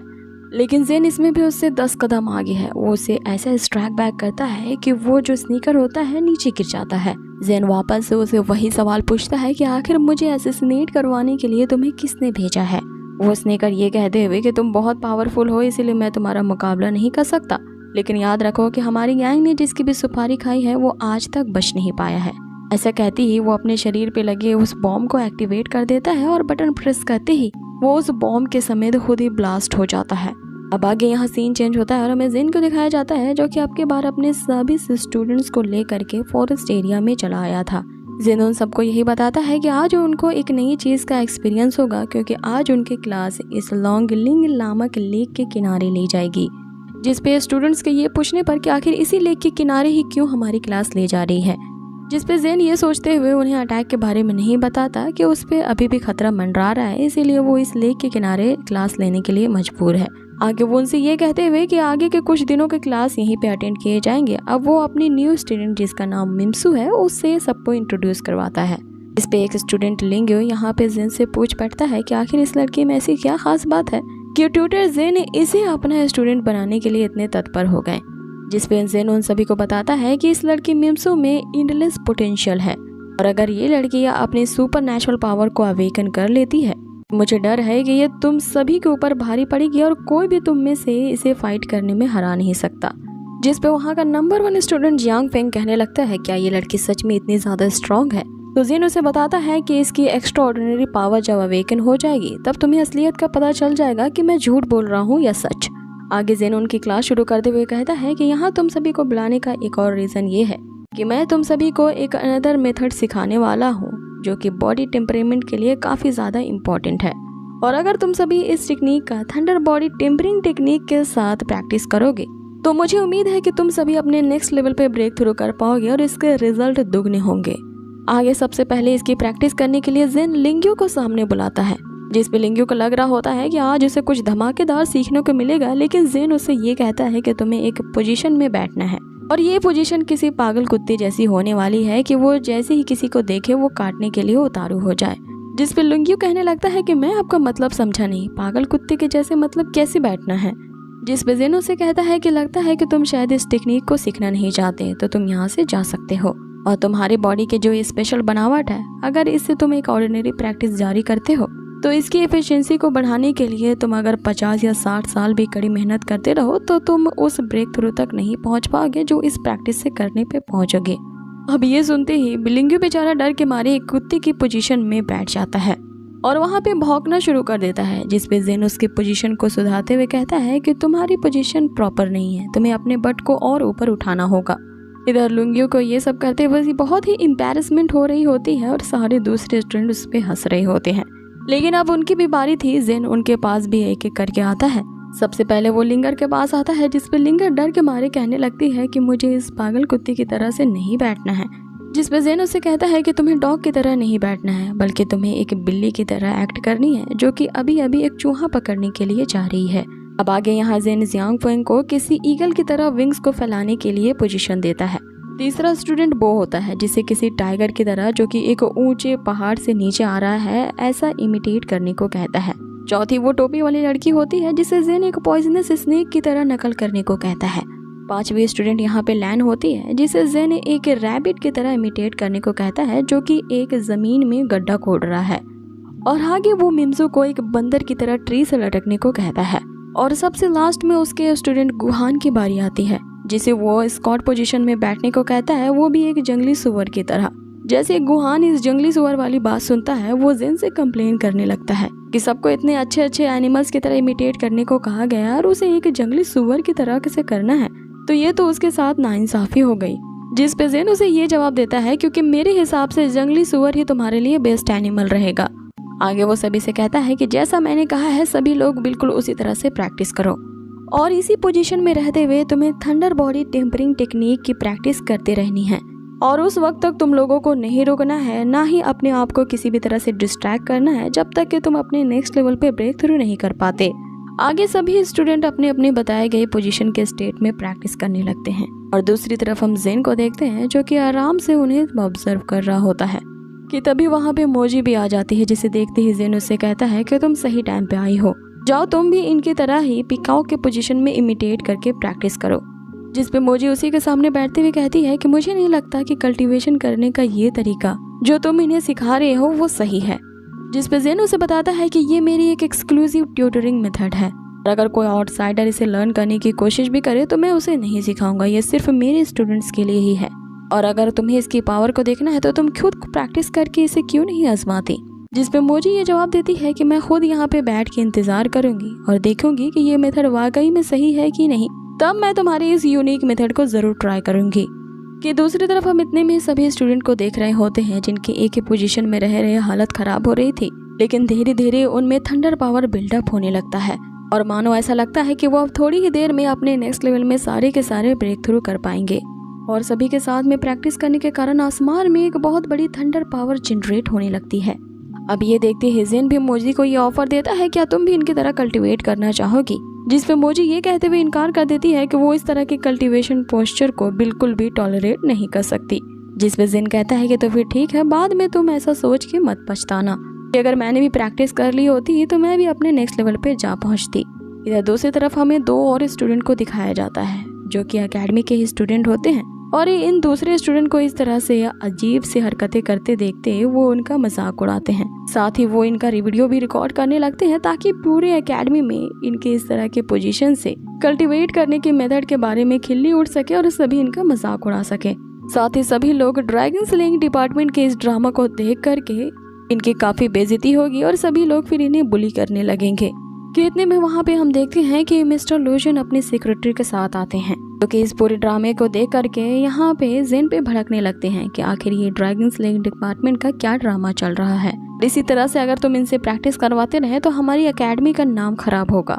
जिस पे जेन उनसे उनकी आवाज नीचे करने को कहता है ताकि उसके स्टूडेंट्स डिस्टर्ब ना हो सके, जिससे उनकी प्रैक्टिस में बाधा डलेगी। अब यहाँ पे इन दोनों के बीच बहस शुरू हो जाती है। जो मिस्टर लोशन होते हैं वो जेन को ये धमकी दे रहे होते हैं कि ड्रैगन स्लेइंग डिपार्टमेंट की कंट्रोल और भागदौड़ अब भी मेरे हाथों में है, इसलिए मैं तुम्हें ये ऑर्डर देता हूँ कि अभी के अभी तुम अपने सारे स्टूडेंट्स को ले करके वापस से क्लासरूम में चलो। जिसमें जेन उनसे कहता है कि मेरे सारे स्टूडेंट अब ब्रेक थ्रू करने के एकदम कगार पे हैं, इसीलिए कोई भी उन्हें इंटरप्ट नहीं कर सकता। जिस पे मिस्टर लोशन उससे पूछने लगते हैं कि मुझे तो नहीं लगता कि तुम्हारा कोई भी स्टूडेंट यहाँ पे ब्रेक थ्रू कर पाएगा। कि इतने में हम तभी जियांग फिंग को देखते हैं जिसकी बॉडी से असीम ऊर्जा रिलीज होने लगती है। अब इस बात से गुस्सा होते हुए जेन मिस्टर लूशन को कहने लगता है कि आपके इसी बकवास के कारण मेरे इस स्टूडेंट का ध्यान भटक गया है और अब उसे अपनी प्रैक्टिस शुरुआत करनी होगी। आगे मिस्टर लूशन यही नहीं रुकते, वो सारे स्टूडेंट को वही ऑर्डर देने लगते हैं कि मैं तुम्हारा सुपीरियर होने के नाते तुम्हें ये ऑर्डर देता हूँ कि तुम अभी के अभी सभी लोग क्लासरूम में चलो और अपने आप को इस तरह से यहाँ एम्बेरस करने की कोई जरूरत नहीं है।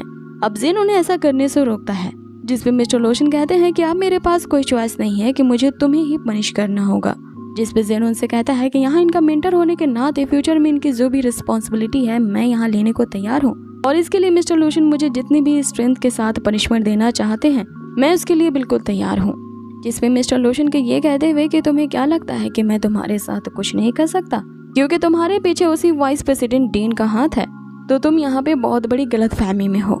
अब यहाँ जेन को ये धमकी देते ही इस एपिसोड को यहीं फिनिश किया जाता है। सो इस एपिसोड की शुरुआत होती है और हम देखते हैं यहाँ पे जेन उनसे साफ साफ कह देता है कि मेरे स्टूडेंट्स को अपने नए रल में ब्रेक थ्रू करने से कोई भी डिस्टर्ब नहीं कर सकता क्योंकि ये सारे डिसिपल्स एक ही साथ ही ब्रेक थ्रू करेंगे। अब इस बात पे यहाँ पे मिस्टर लोशन को यकीन नहीं आ रहा होता है और यही बात पे उन दोनों की काफी लंबी यहाँ पर बहस चलती है, जिसमें बार बार मिस्टर लोशन यही कह रहे होते हैं कि यहाँ जेन के पास कोई ऐसी अथॉरिटी नहीं है कि वो ड्रैगन स्लेइंग डिपार्टमेंट के लिए कोई भी फैसला ले सके। कि इतने में उन सभी स्टूडेंट में से एक स्टूडेंट जिसका नाम गुहान होता है वो अपनी प्रैक्टिस जारी करते हुए एक नए रेल में ब्रेक थ्रू कर लेता है।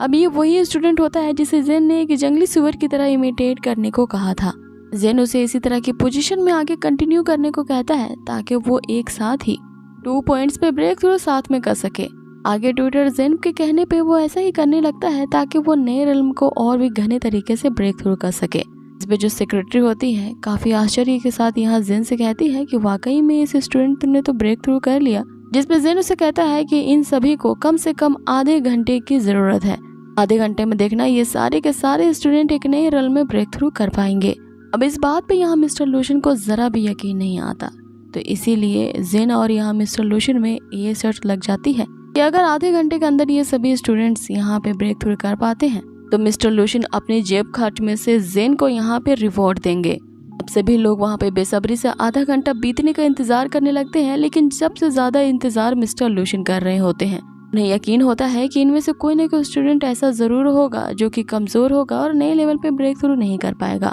और ऐसा होते ही वो जेन को काफी ज्यादा बेइज्जत करते हुए ड्रैगन स्लेइंग डिपार्टमेंट से ही निकाल फेंकेंगे। जैसा कि मैंने कहा था कि बस यही टॉपिक इन दोनों के बीच चल रही होती है और आधा एपिसोड तो इनकी इसी तरह से बहस करने में बीत जाती है। लेकिन बाय द वे हम आगे बढ़ते हैं उन स्टूडेंट्स की तरफ जिनमें से एक जिसका नाम लिंग्यू होता है वो भी अब अपने नेक्स्ट लेवल पर ब्रेक थ्रू कर चुका था। और जैसे जैसे ये स्टूडेंट ब्रेक थ्रू करते जा रहे थे, काफी अजीब तरह से ये आवाजें निकालते हैं, जो कि बहुत अजीब लगता है सुनने में। लेकिन एक के बाद एक वे सभी के सभी स्टूडेंट को हम देखते हैं जो कि अपनी प्रैक्टिस को पूरी कर चुके थे और नेक्स्ट लेवल पर ब्रेक थ्रू आसानी से कर रहे थे। ये देख कर बाकी के जो 2 स्टूडेंट होते हैं जो छुप के इन्हें देख रहे थे, वो भी सरप्राइज रह जाते हैं कि आखिरकार यहाँ पे एक के बाद एक सारे स्टूडेंट्स कैसे ये कर पा रहे हैं। और इस टीचर की ट्यूटरिंग का जवाब तो अनपैरेलल है, इसके स्किल्स तो कमाल के हैं। तो इस तरह की एम्बैरेसमेंट करने वाली टेक्निक के साथ प्रैक्टिस करके इन्हें कितनी आसानी से इतनी मुश्किल चीज को सिखा दे रहे हैं। और इसीलिए पूरे एकेडमी में ये बात फैल चुकी है कि ड्रैगन स्लेइंग डिपार्टमेंट का जो नया ट्यूटर आया है वो कोई आम इंसान नहीं है।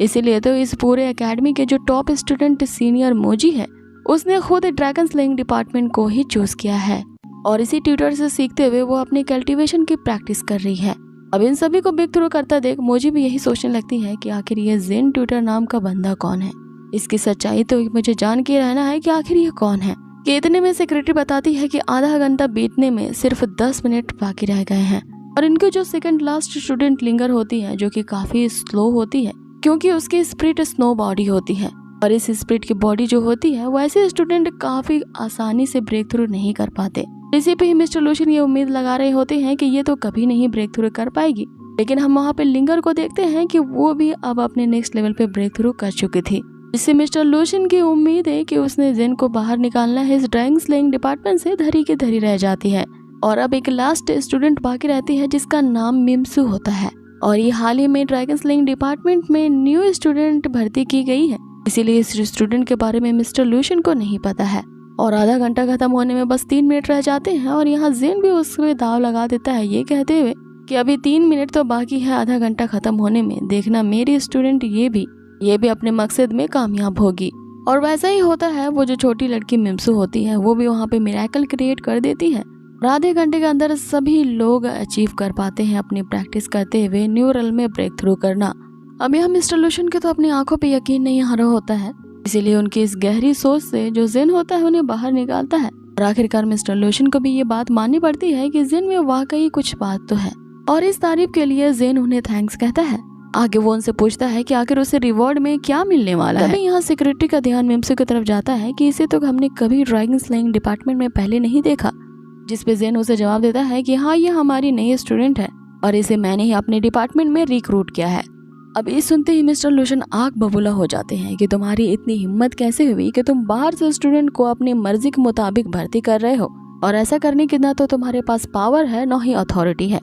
क्योंकि एडमिशन प्रोसीजर की सारी प्रक्रिया एक नियम के द्वारा फॉलो की जाती है जो कि ड्रैगन किंग एकेडमी द्वारा बनाई गई है और तुम सिर्फ इस क्लास के इंस्ट्रक्टर के अलावा और कुछ नहीं हो। जिसपे जेन उन्हें कहता है कि लिंसो एक गिफ्टेड स्टूडेंट है और ये हमारे ड्रैगन स्लेइंग डिपार्टमेंट के लिए परफेक्टली सूटेड है। और रही इसके एडमिशन प्रोसीजर की बात, तो ये नई रिक्रूट हुई है और इसके बारे में मैंने वाइस प्रेसिडेंट को पहले ही बता दिया है, साथ ही जो इसकी ट्यूशन फी होगी उसे मैंने देने का वादा किया है। लेकिन यहाँ पे मिस्टर लूशन अपनी जिद पे अड़ जाते हैं और जेन के इस अथॉरिटी को वो नहीं मानते, तो जल्द से जल्द मिम्सो को इस क्लास से डिसमिस करने को कहते हैं क्योंकि ये प्राइवेटली रिक्रूट किए हुए स्टूडेंट को इस डिपार्टमेंट में नहीं शामिल होने देना चाहते। जिसपे यहाँ जेन भी गुस्से मुझसे ये जवाब दे देता है कि ये इम्पॉसिबल है क्योंकि ये अब मेरी एक स्टूडेंट है और मेरी परमिशन और मर्जी के मुताबिक मेरे इस स्टूडेंट को मेरे इस डिपार्टमेंट से कोई नहीं निकाल सकता। जिसपे यहाँ मिस्टर लूशन उसे धमकी देने लगते हैं कि तुम काफी ज्यादा एरोगेंट बनते जा रहे हो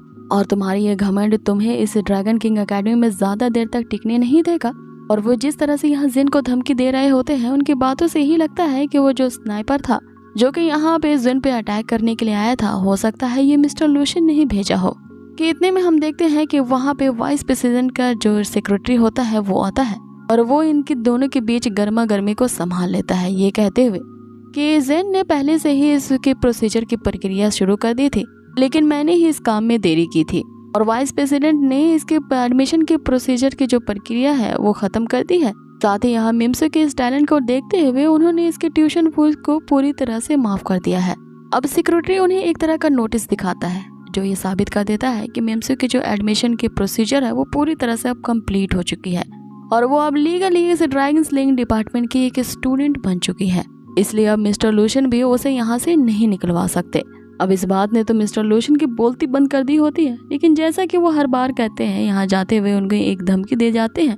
कि तुम जैसा चाहे वैसा अपनी मनमानी नहीं कर सकते, ये सोचते हुए कि तुम्हारी जो वाइस डीन है जियांगो है वो तुम्हें सपोर्ट करेगी और एक न एक दिन वो दिन जरूर आएगा जबकि ऊंट पहाड़ के नीचे आएगा और उस दिन देखना कि मैं तुम्हें कैसे सबक सिखाता हूँ। अब ऐसा कहते हुए वो वहाँ से जाने लगते हैं कि तभी हम बहुत सारे बंदे को वहाँ पर एक ही साथ ही आता देखते हैं और ये सभी ही ड्रैगन किंग एकेडमी के लॉ इन फोर्सेस होते हैं। मीन्स की वहाँ की एक पुलिस की तरह होती है जो कि जेन को वहाँ पे ढूंढते हुए आए थे, क्योंकि जेन को उसी एरिया में देखा गया है जहाँ पे आज एक मर्डर हो गया है और ये मर्डर किसी और का नहीं बल्कि उसी पियक्कड़ जो कि मिम्सू का ही स्टेप फादर होता है उसका किसी ने कर दिया होता है और लास्टली उसके घर से निकलने वाला जेन ही होता है, इसीलिए इल्जाम उसके सर आदम का होता है। अब ये लॉ इन फोर्सेस वाले ये बताते हुए जेन को अपने साथ बंदी बना करके ले जाना चाहते थे, जिस पे जेन इस इल्जाम को मानने से इनकार कर देता है, ये कहते हुए कि उसने सिर्फ उसे सबक सिखाया था क्योंकि उसका सौदेला बाप जो था वो उसकी स्टूडेंट मिम्सू पे हाथ उठाने वाला था।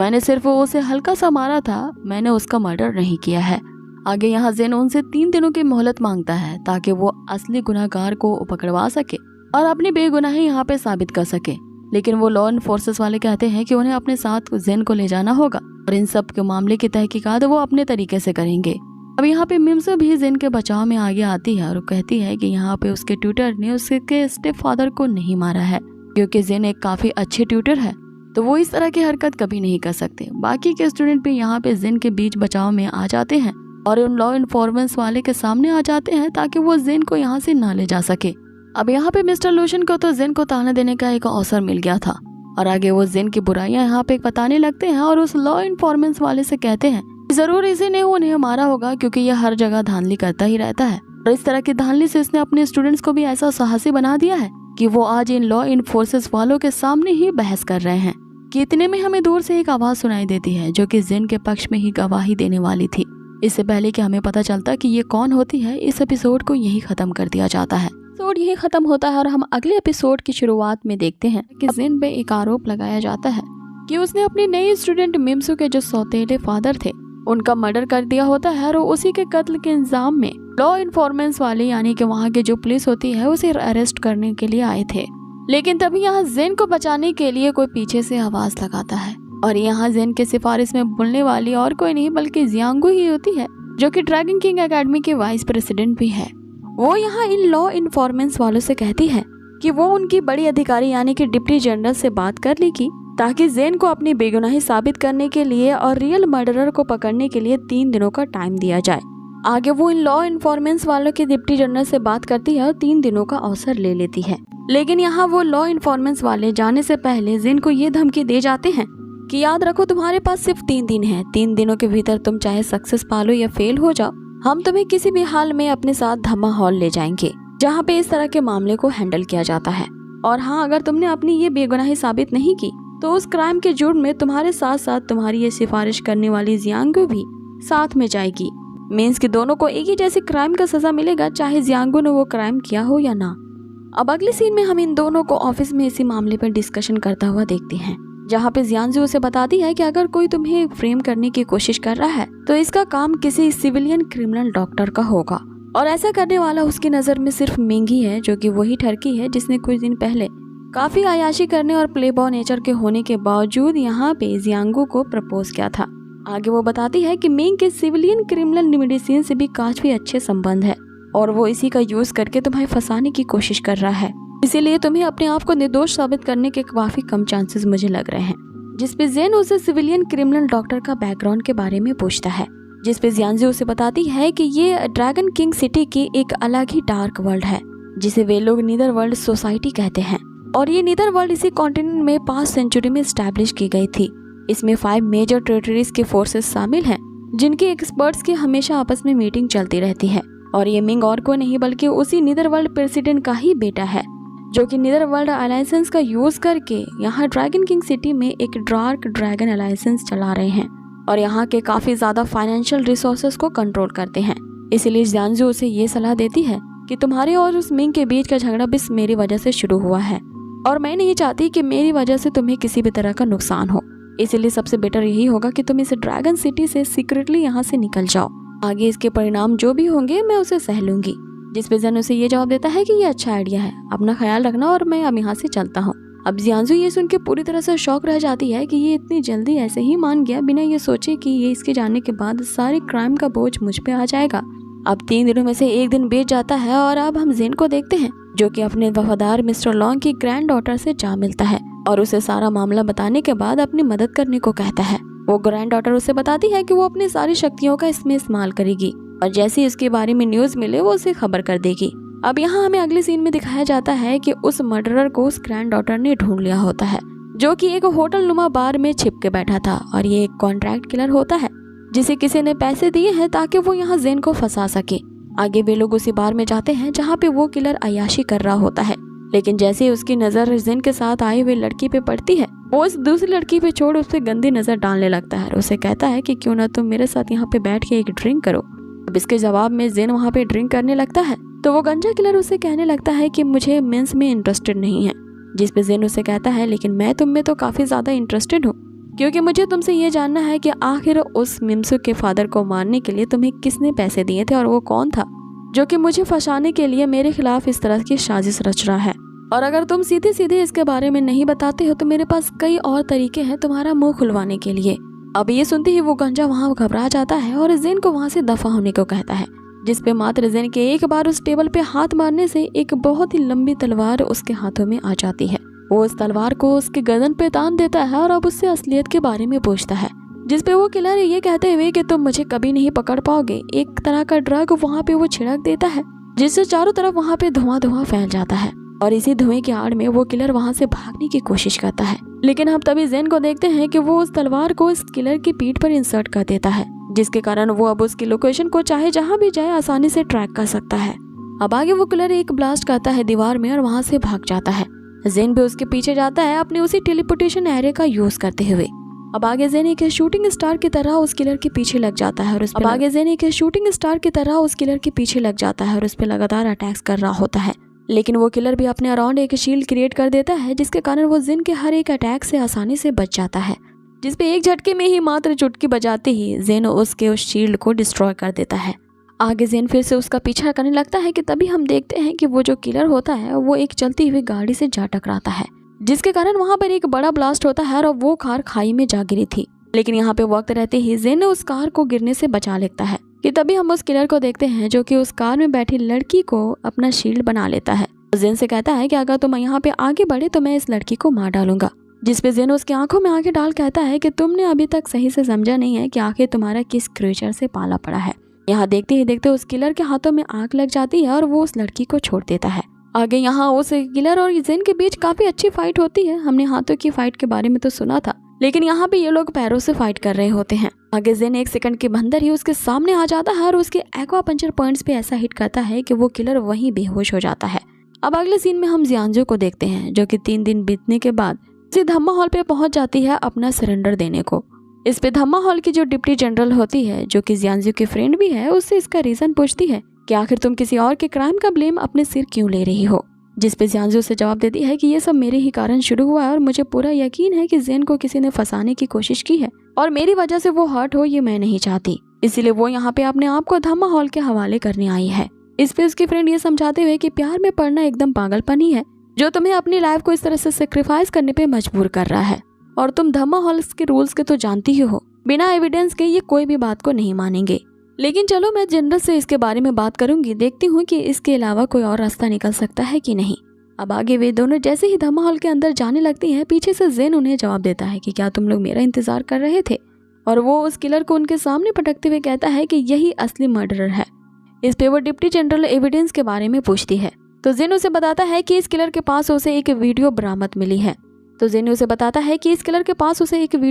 हुई है जिसमें उसने किस तरह से मिम्सो के फादर को मारा है, इसका वीडियो रिकॉर्ड है। साथ ही तुम लोगों की ब्लैक लिस्ट में इस किलर का रैंक 98 है। आगे भी तीनों उस धम्मा हॉल के अंदर जाते हैं एविडेंस को चेक करने के लिए, जहाँ पे टेंशन के मारे जियांजू की हालत खराब हो रही थी और जियांजू की इस तरह से परेशान देख जेन यहाँ मजे ले रहा था क्योंकि वो जानता था कि उसने सही किलर को पकड़ा है। अब आगे डिप्टी जनरल के आते ही वो यहाँ इन दोनों को बताती है कि जेन निर्दोष है। उसने उस किलर की पुष्टि की है कि उसी ने उस मिम्सो के फादर को मारा है, लेकिन अभी तक उसने अपना मुंह नहीं खोला है कि ऐसा करने को उसे किसने कहा था। जेन उसे थैंक यू कहता है और आगे उससे पूछता है कि अब कोई प्रोसीजर बाकी नहीं है तो क्या वो जियांजू को लेकर जा सकता है। जिस पे आगे डिप्टी जनरल उससे कहती है कि तुमने हमें सही कल्प्रिट को पकड़वाने में काफी मदद की है, इसीलिए कुछ ही दिनों के भीतर तुम्हें हमारी तरफ से एक रिवॉर्ड दिया जाएगा। जिसपे जेन उसे कहता है कि मुझे किसी रिवॉर्ड की जरूरत नहीं है, बस इतना कर दो कि वो जो रियल मर्डरर है वो बिना सजा पाए यहाँ से बस छूटना नहीं चाहिए। अब आगे जेन जिस तरह से जियांजू को वहाँ से ले जा रहा होता है वो काफी चार्मिंग लगता है।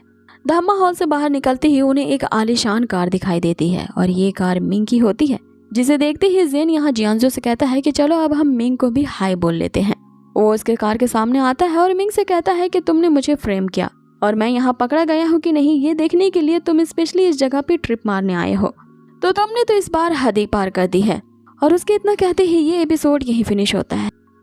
नेक्स्ट एपिसोड की शुरुआत होती है और हम देखते हैं और लास्ट एपिसोड में जैसा कि हमें बताया गया था कि अब जल्द ही फर्स्ट असेसमेंट एग्जाम की तैयारी होने वाली है और उस फर्स्ट कंपटीशन असेसमेंट में किसी भी हाल में ड्रैगन स्लेइंग डिपार्टमेंट को अंडर रैंक 3 पोजीशन में अपने आप को लाना है, तभी उनका डिपार्टमेंट बच पाएगा, वरना उसे टर्मिनेट कर दिया जाएगा। अब आगे एपिसोड की शुरुआत होती है और हमें उसी कॉम्पिटिटिव असेसमेंट को दिखाया जाता है जहाँ पे ड्रैगन किंग एकेडमी के अलग अलग डिपार्टमेंट्स एक दूसरे से कम्पीट कर रहे होते हैं। सबसे पहला गेम शुरू होता है जिसमें ड्रैगन स्लेइंग डिपार्टमेंट की तरफ से जो जेन होता है वो अपने एक स्टूडेंट जियान फेंग को तैयार कर रहा होता है। वो उससे कहता है कि इस गेम को जीतने के लिए मैं तुम्हें एक खास तरह का शॉट स्किल्स दे रहा हूँ, इसीलिए मेरी आंखों में देखो। वो उसकी आंखों को स्कैन करने लगता है और हमें दिखाया जाता है कि किस तरह से जेन ने अपने खास किस्म की शॉट स्किल की टेक्निक को उसकी आइज के थ्रू अपने इस स्टूडेंट में समाहित कर दिया है। आगे जेन उसे बताता है कि ये एक शैडो शॉट टेक्निक है जिसे खुद जेन ने ही इन्वेंट किया है,